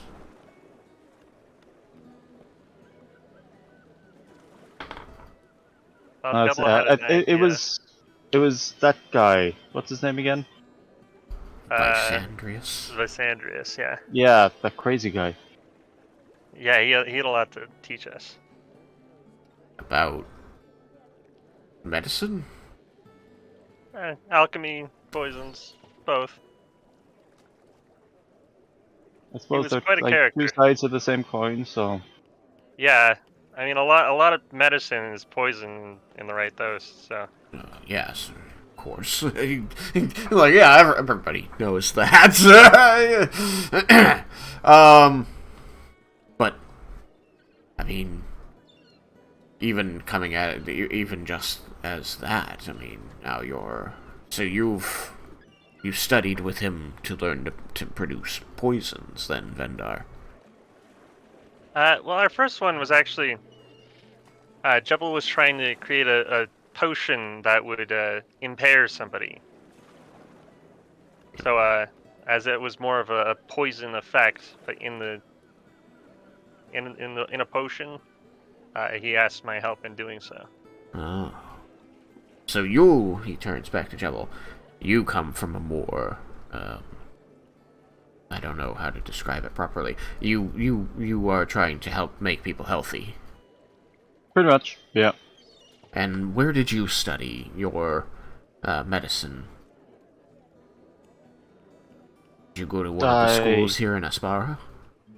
No, I had a mentor back home. And where's He home? taught me an awful lot of stuff. What's the name of the place again? Crystal Rock? I think Is that what it's so. called? Like looking over here, like waiting for it to come about. Yeah. Shit, it's on Vendar. Hold on. Am I Raiken? No, I'm not Raiken. I Not from know. there. It was Nope. somewhere in Aspara. Sorry, it's like Yeah, 30 it's- seconds on each. So, so you are from Aspar originally. Yeah, it's not too far from here, I don't think, is it? No, it's south and west a tad, closer to the border with Ramdor? yeah. I was trying to remember if it shared a border with Sylvanas. Sylvanas Like in is every the continent, every country. name of the what? I haven't memorized my own countries. No, I did once. Have we been to every country yet? I We don't haven't I don't know. think you We haven't can. been to so. Sylvanas, and we haven't been to the Empire of the Four Queens. That is correct. But you've been everywhere been to else. most. You also haven't been to the Shadowlands. Yeah, but that's not really like I'm gonna a say. not really like a settled area.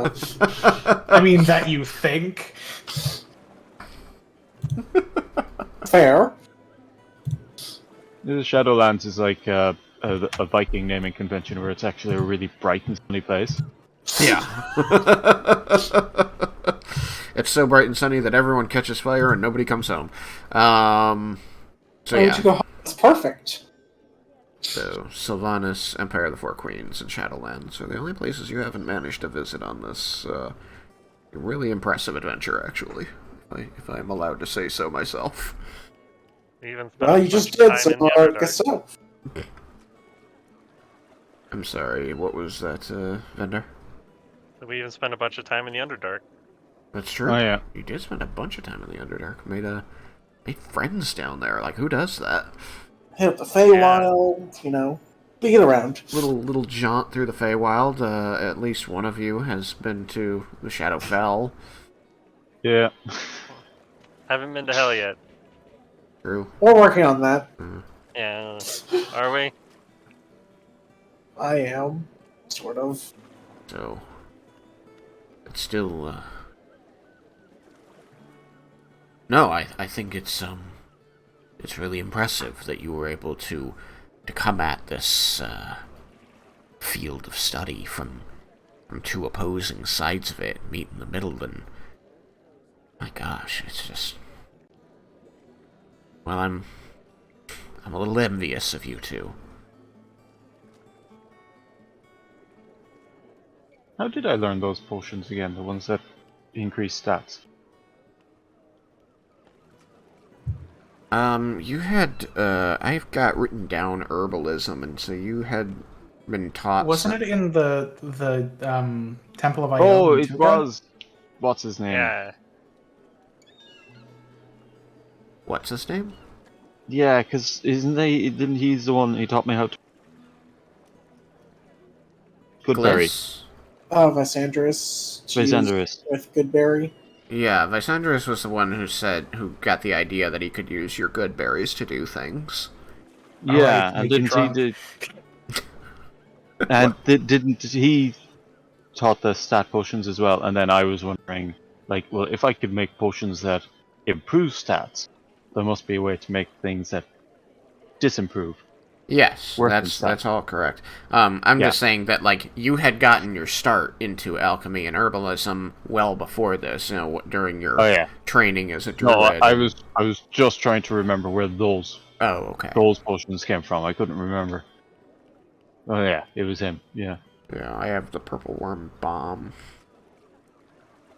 Yeah, because the glue bomb. Yeah. Can't 'cause wait to we get were- to use one of those. Yeah, we met him because we were trying to figure out how to weaponize, like, turn it into a bomb. And I You recommended. wanted to make it, an AOE, and because Yes, it I was wanted, injection to be able vector, you needed to Yeah. figure out how to make an AOE injection vector. And it's beautiful. It's horrifying. It's terrible. I think that's what he said. I can't wait to use it. So, Meet yeah. a nice group of people who don't know I'm there that need to die. So you guys up on the 3rd floor, resting and doing your things, do kind of eventually start to hear just like the bare hints of voices coming through the door, coming through the floor, and you kind of get the sense that there's somebody being a little loud within the house. But nobody wants to investigate, so nothing happens.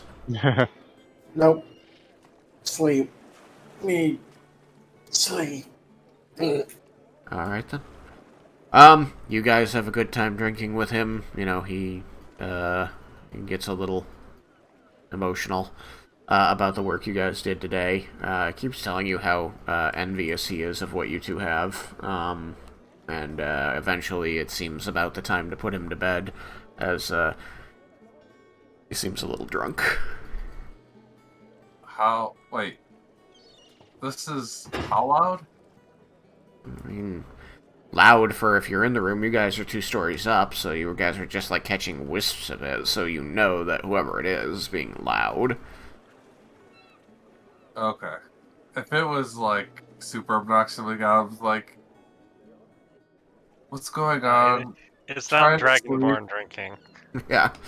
Okay. It won't stop you from sleeping. It's just one of those intriguing, like, who's being loud in this house? Gotcha. Okay.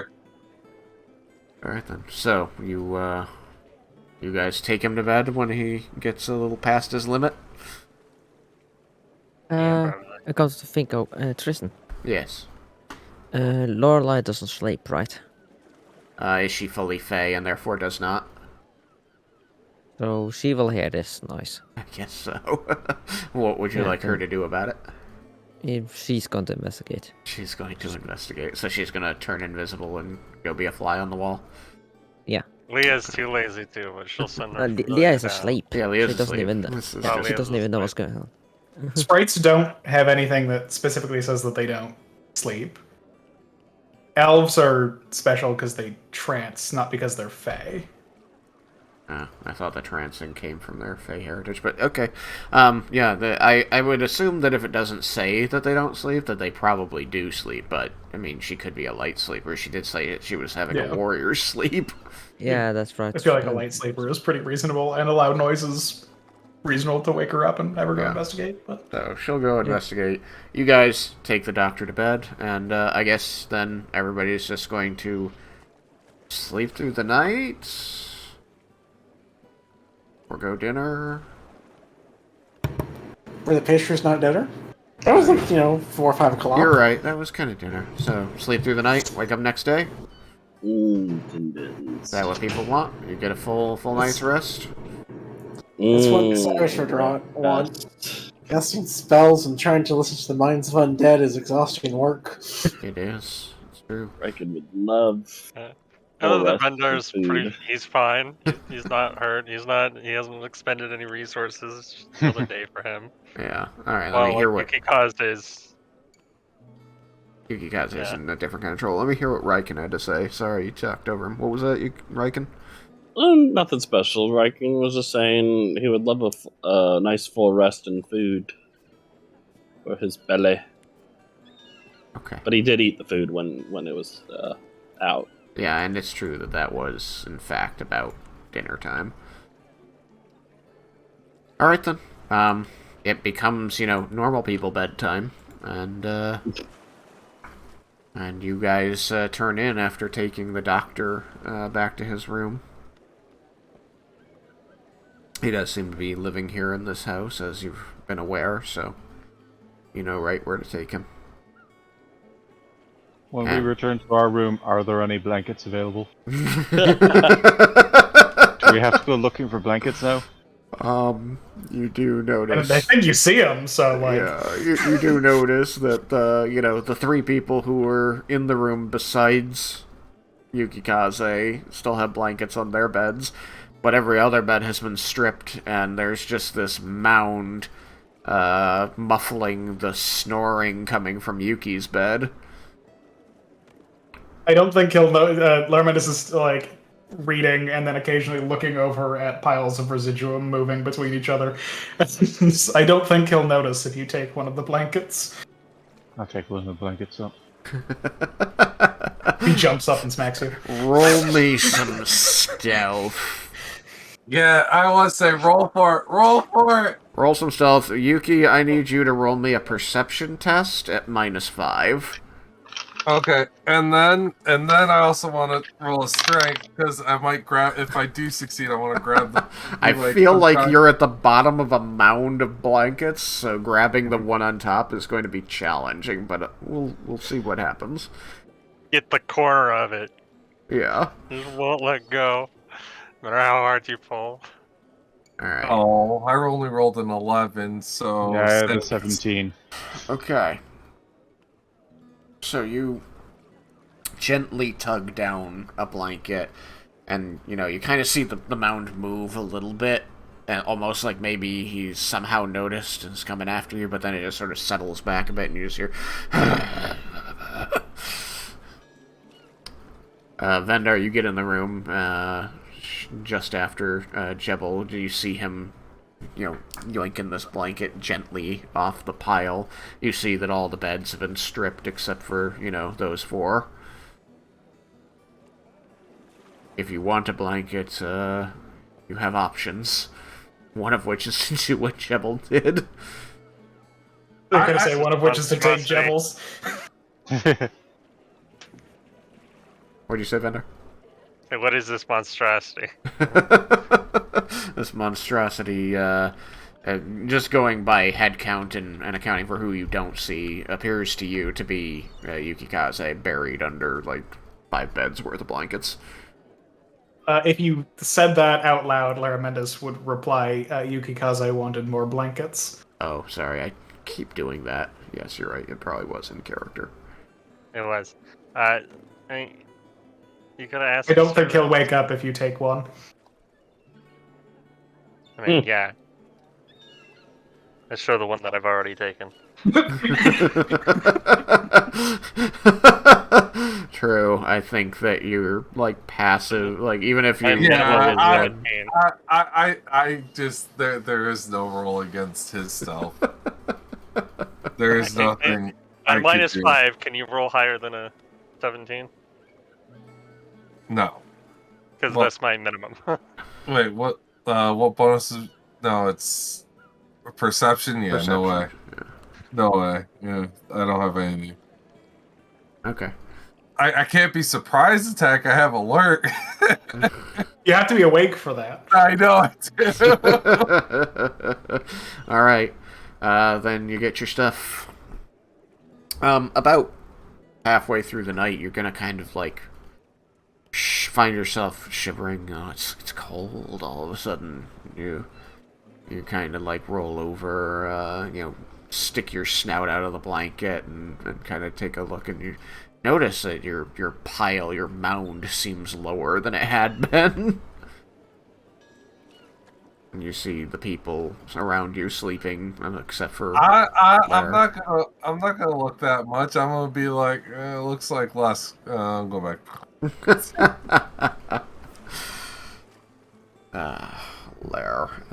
night, you're gonna get ascending. Okay. Well, middle of the night, right before bed. Mhm. I will pin this so that I don't forget to pin this. Yeah, always good to be able to actually find them again. Yup. Especially since these ones tend to stay in DMs and not on the recordings. Yes, it's true. Alright, and so, unless anybody has anything else that they wish to do before rising in the morning, that's what's gonna happen. Did Oh, shit. did Lorelai find out the source of Yeah, the noise? Lorelai watched what happened, but she came back up and you were still asleep, so... Okay, so she's gonna tell me in the morning. She'll tell you, yeah, she didn't find what happened to be important enough to wake you up over. That's fine. Yeah, Leah, they're drinking. Yeah. What? Go back to sleep. Yeah, she would be smacked by a pillow. Dealing 1 point of bludgeoning damage. Leah, what? We're drinking. What? We're drinking. Who's we?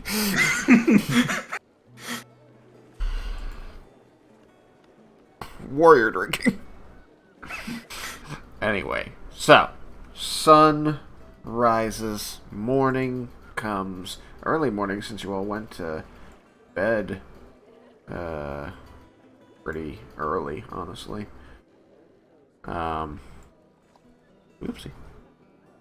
You know, 5, 6 in the morning, right when the sun is just coming up.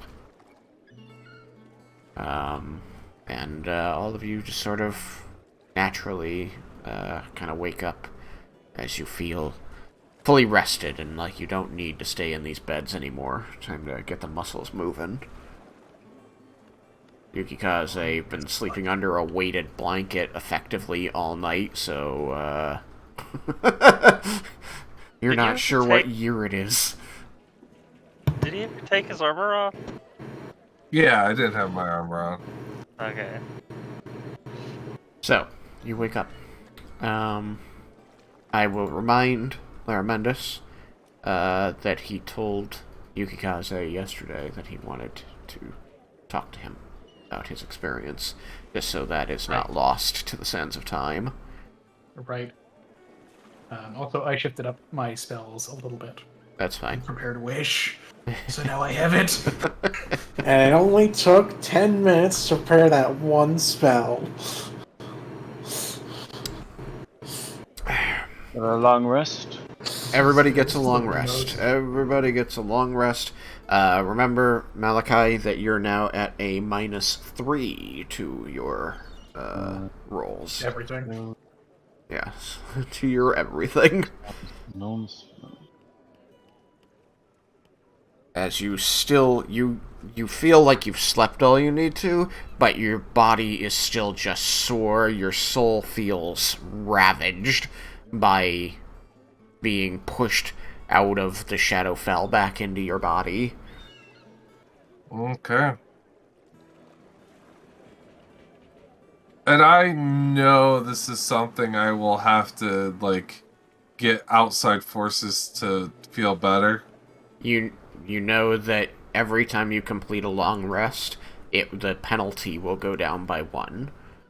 Okay, that's until right. it hits 0. So it takes 4 days, just 4 days of long rests to feel all the way better. Okay. Yeah, you're gonna be at a minus for a while. It's not like 4 days in my game is gonna take like 23 sessions. What? Yeah, it's never happened before. Can't think of a time it has. It's not like the first 2 days of our recordings were held over 24 sessions. That was in a dungeon. The first 24 sessions were all the dungeon that only took 2 days in-game. And what the fight with the big slime that with the mechanic that That was several sessions. Yeah. I think that was 3 sessions?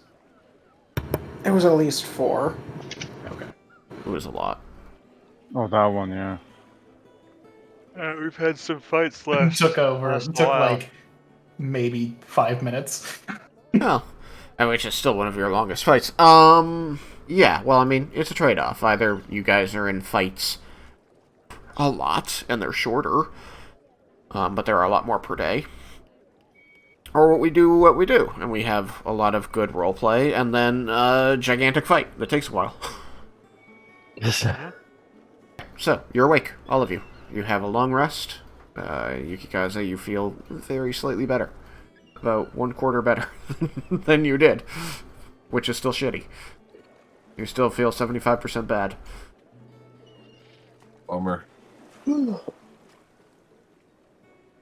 But, you can don your armor if you want, or not. Talk to each other, or, I guess, not. Go seek out food in the house, or not. Talk about what we're doing. Yeah, We should try to find out stuff about the necromancer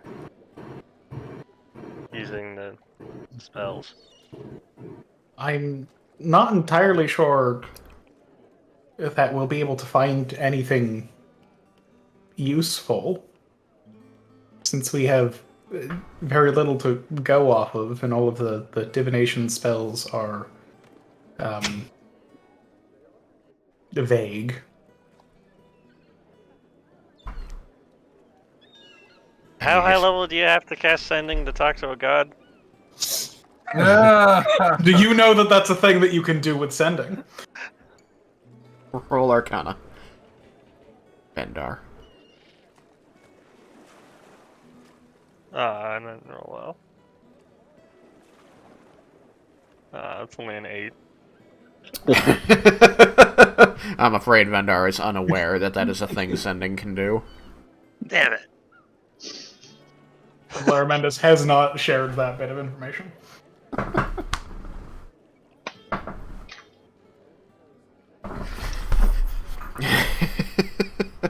I still feel like we can't just leave that threat alone. If we weren't here to intervene, that might have destroyed the entire city. Probably investigate the battleground. Might find something. Yeah, if we can't figure out anything via commune, then we should at least go. Then we should head off and go see if we can find the trail.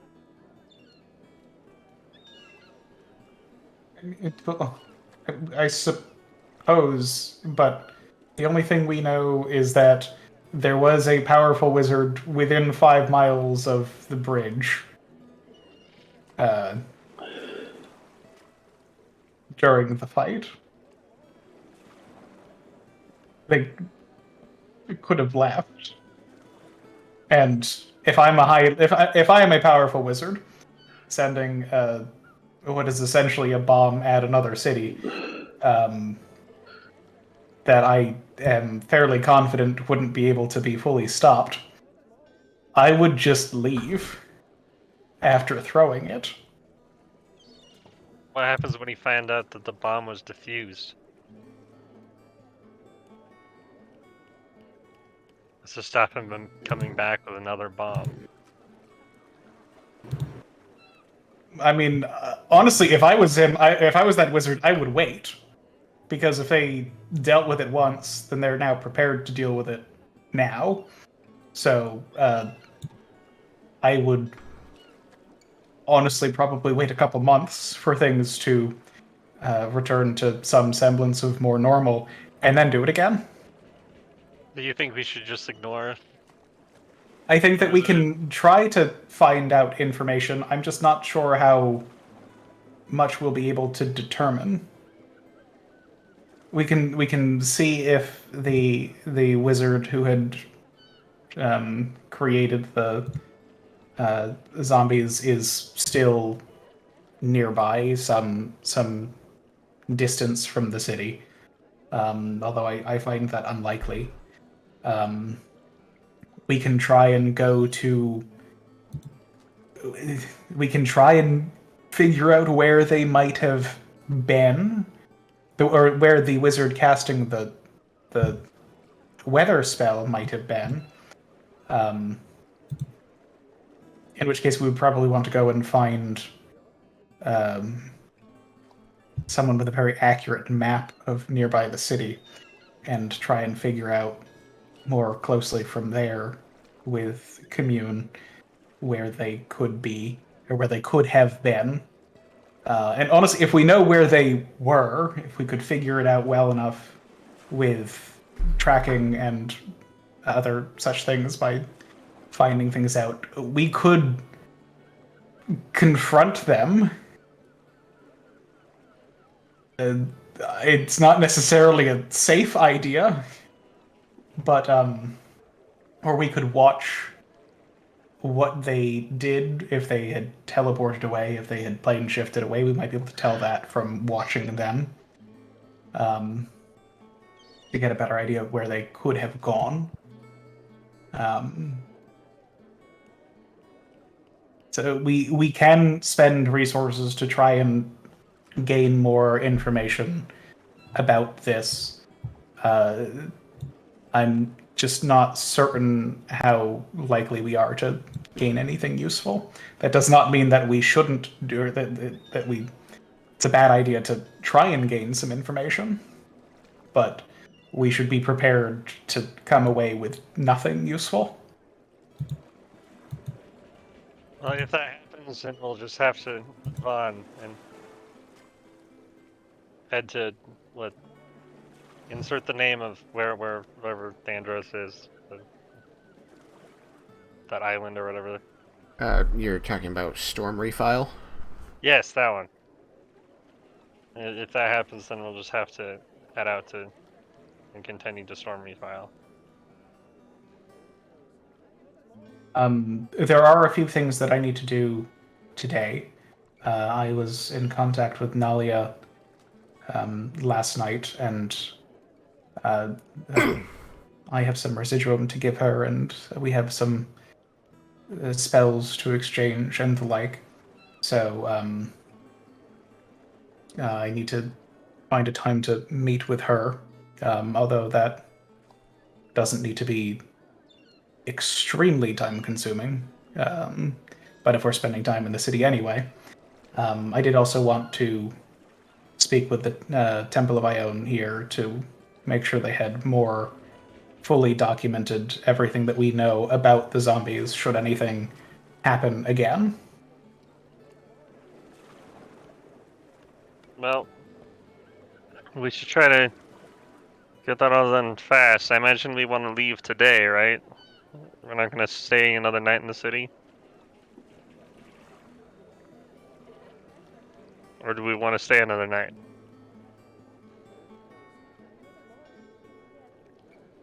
Seems like we got places to be. I think we should get moving. Yeah.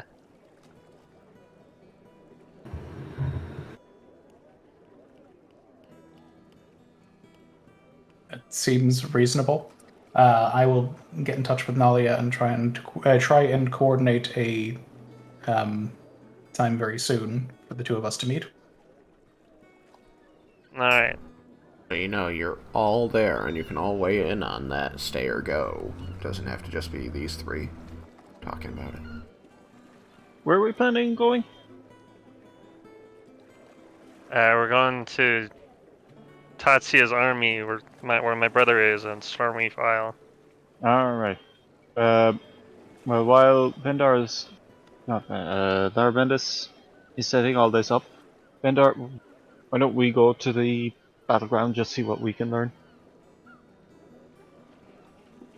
We'll look around. I have some spells I can cast. Might give us some information. And share that with people here, so that they know what's going on. Alright. I will say, at this point, we can very easily get relatively precisely to anywhere we want to go on any plane of existence at any point with the power at our disposal. You mean we could get to Storm Reef really quickly? Yes. Between Cyrus, Leah, and myself, We're not. and plane shifting, we can get there very, very quickly. It will just expend powerful resources. Well, we have the resources to spend, so why not? Let's see. Map. Well, in that case, then I guess we can take however long we need and just teleport there. Right, well, it's not. Plane shifting, not teleporting. What's What the does plane difference? shifting do? Teleporting is much more risky on where you might end up if you've not been there before. Okay, so it's teleporting via a different method. It's taking me from one position on this plane to another position on this plane by going through a different plane instead of just by teleporting. Yes, which is why it is more resource intensive. So, Because it so requires... slightly more complicated teleporting. Yes. Do we have the right forks? I'm going to roll Yes. Arcana for this, but I'm fairly certain I know that's a 5 on that. Fuck you. 25. When Wish replicates a spell, specifically if it replicates plane shift, I think that because it's just replicating the effect, it doesn't require anything. It Well, claims specific- that you don't need any of the material components, so you I shouldn't mean, you need can plane shift foci to any either. plane. Yeah. That was my, So, my thought. That was the... So we now go to any plane without need It for seems to me that if you use Wish to do it, because Wish specifically states that you require none of the material components, that you would also not require foci, so... So, yes, since I am now capable of casting Wish, we can go to any plane with plane shift. It will just use up my 9th level spell. Just And we will be able, we will be able to get back here via Leah's abilities. Yes, that's what I was thinking about. Like, for me to use plane shift, I need a material. Like, I need the right fork. That's the question. Do we have any intention of going after Rowan at this point, or he's been there a bit? He's been there for a bit. Well, I suppose now we have the capability of getting there now that we have this Wish plane. We have the capability of getting there, but how quickly do we have the ability to come back? Yeah, I mean, there's a lot of questions of it. The time could easily pass differently there. Does time pass differently in hell? You've Religion? never been there. Yeah, roll religion.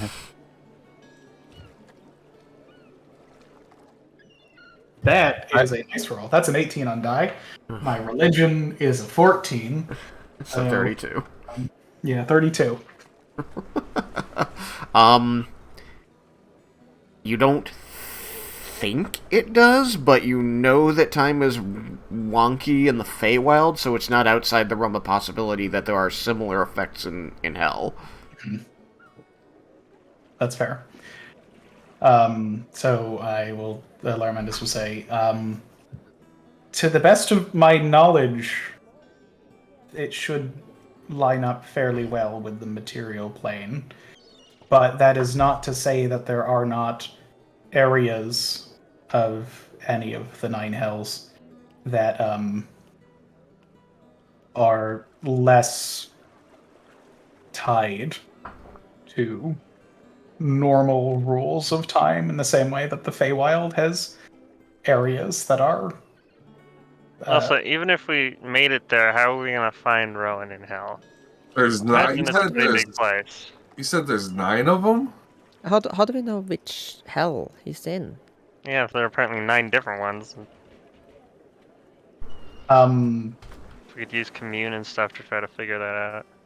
we would need to use divination. Or the easiest way would be to take time to use divination magic to narrow down as much as possible where he might be, so that we could go with some broader sense, and then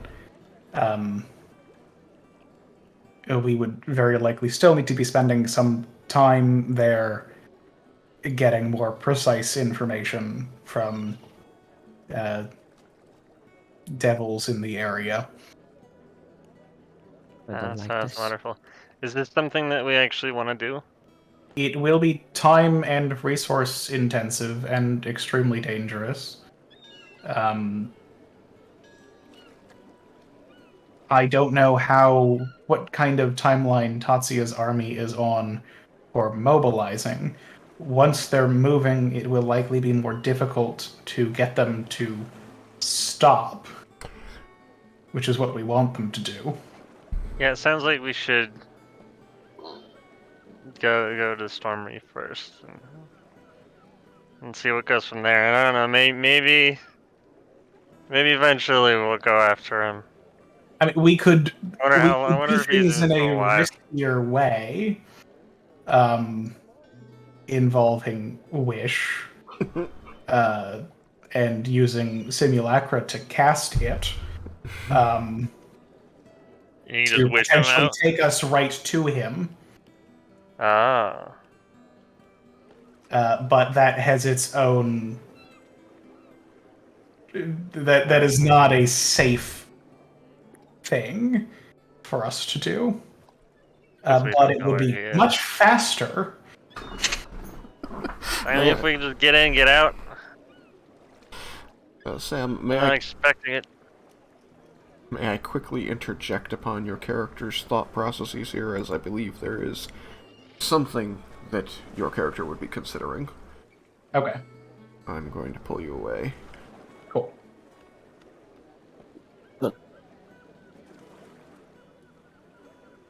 I'm away. Yes.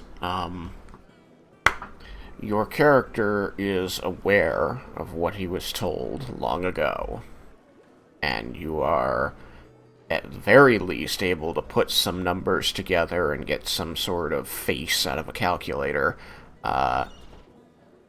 You know that with him there, he cannot fulfill prophecy that was given to you by Corellin. Can you remind me what said there? I could go through what I think it's pinned in our It was that stuff pretty early on. that if he's allowed to become an agent of Lulth and do what she wants him to do, that it will tip the balance that is being maintained between them, which could set a lot of bad things in motion for the surface of your world. Okay. And while So, he is yeah. incapable of acting as an agent for her, as Tiamat has intervened. That is reasonable. So Laramentis at this point probably thinks it's, unless we were going to take him out and kill him, probably, but which, is not an unreasonable thing to do to put him out of the misery that he's very likely in. Leaving him there is probably the safest thing for everyone. I feel like this is the kind of thing, just based on the conversations that we've had about your character, that this is the kind of thought process he would go through. Yeah. And that it's an unnecessary risk with an incalculable success rate, and also not doing it is doubly safer because there's this other potentiality that the rest of the party was never made aware of. That's fair. Okay. Alright. Good?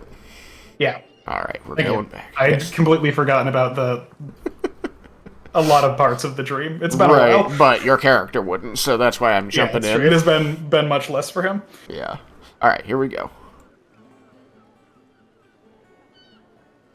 We're back. We are. So Laramentis had just said something about doing extremely risky things involving Wish.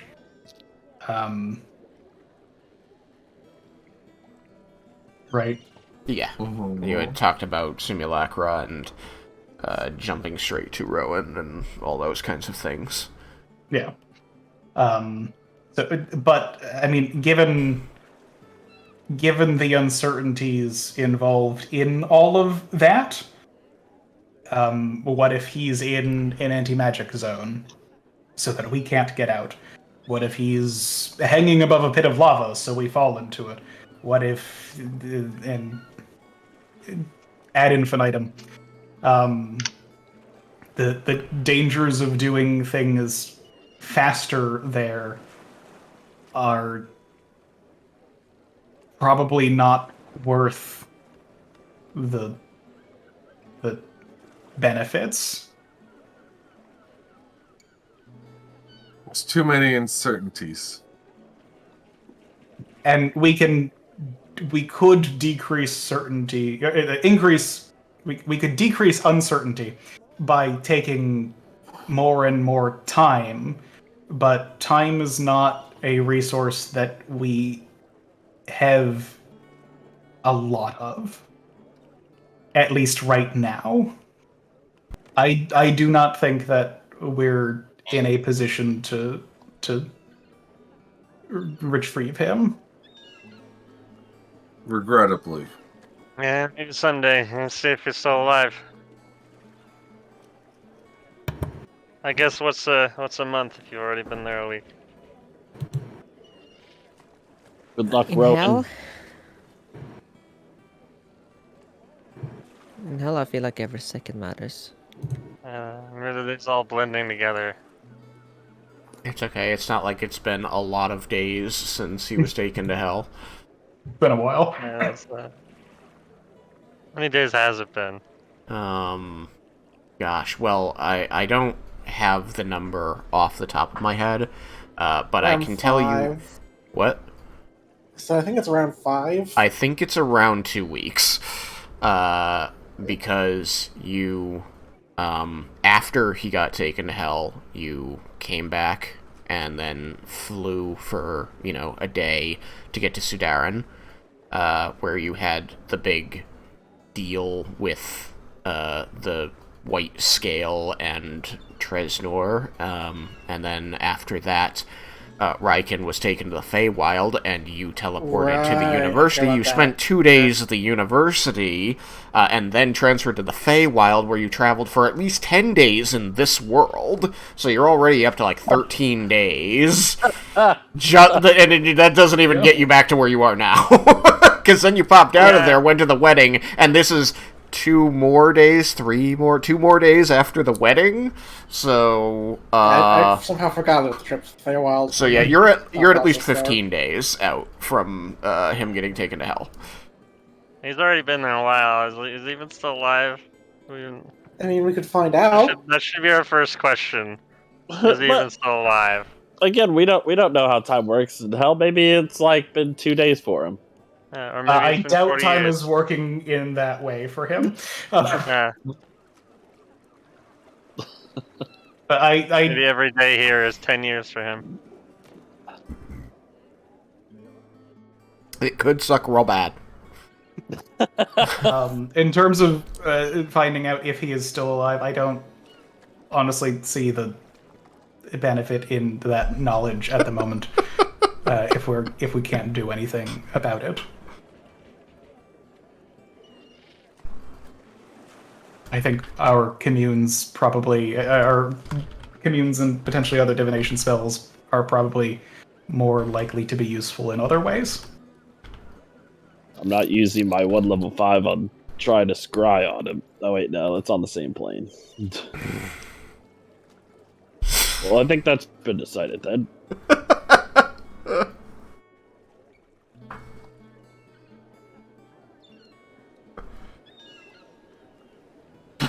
So I guess the next question is, are we trying to spend resources to gain more information about the necromancer and potentially their potential associates? Or are we intending to much sooner go to address the army. I have thoughts on that. That's gonna require a conversation with Tristan about wizard bullshit. Yay, wizard bullshit. I love wizard bullshit. I'm a wizard, so I get the bullshit. I hate to bring up that we're over time because we're right in the middle of good discussion, but can we pick it up here next time, I hope? I think so. I think this is a good stopping point in the discussion since we just came to a conclusion about one large thing, and now there's just stuff about the next large thing to discuss. No, it's just figuring out wizard bullshit. Yeah. And then it gives so time that'll for the give wizard us a chance to have that offline discussion about wizard bullshit so that there's actually an answer next time. Okay, cool. So, nice. Another day passes. I guess it is 3 days, so maybe you're 16 days out from... Anyway, good job, everybody. Please take 1300 EXP for roleplay. And,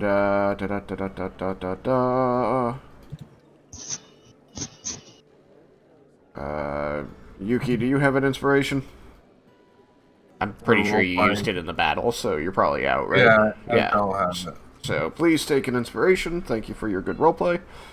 I would like to advocate for Jebble to get a point of inspiration for Thomas catching the mouse. Alright, real life druid skills gets an inspiration point. I have got to figure out where to put this guy now. Well, not just... I can tell you, don't go out the back door and dump it on the ground, because it'll be back in your house in a day. Yeah, I'm thinking just put him in the garage with some food, and hopefully he'll build a nest out there. You wanted to do that? Alright. Bye, stream! Goodbye. I did with the last one.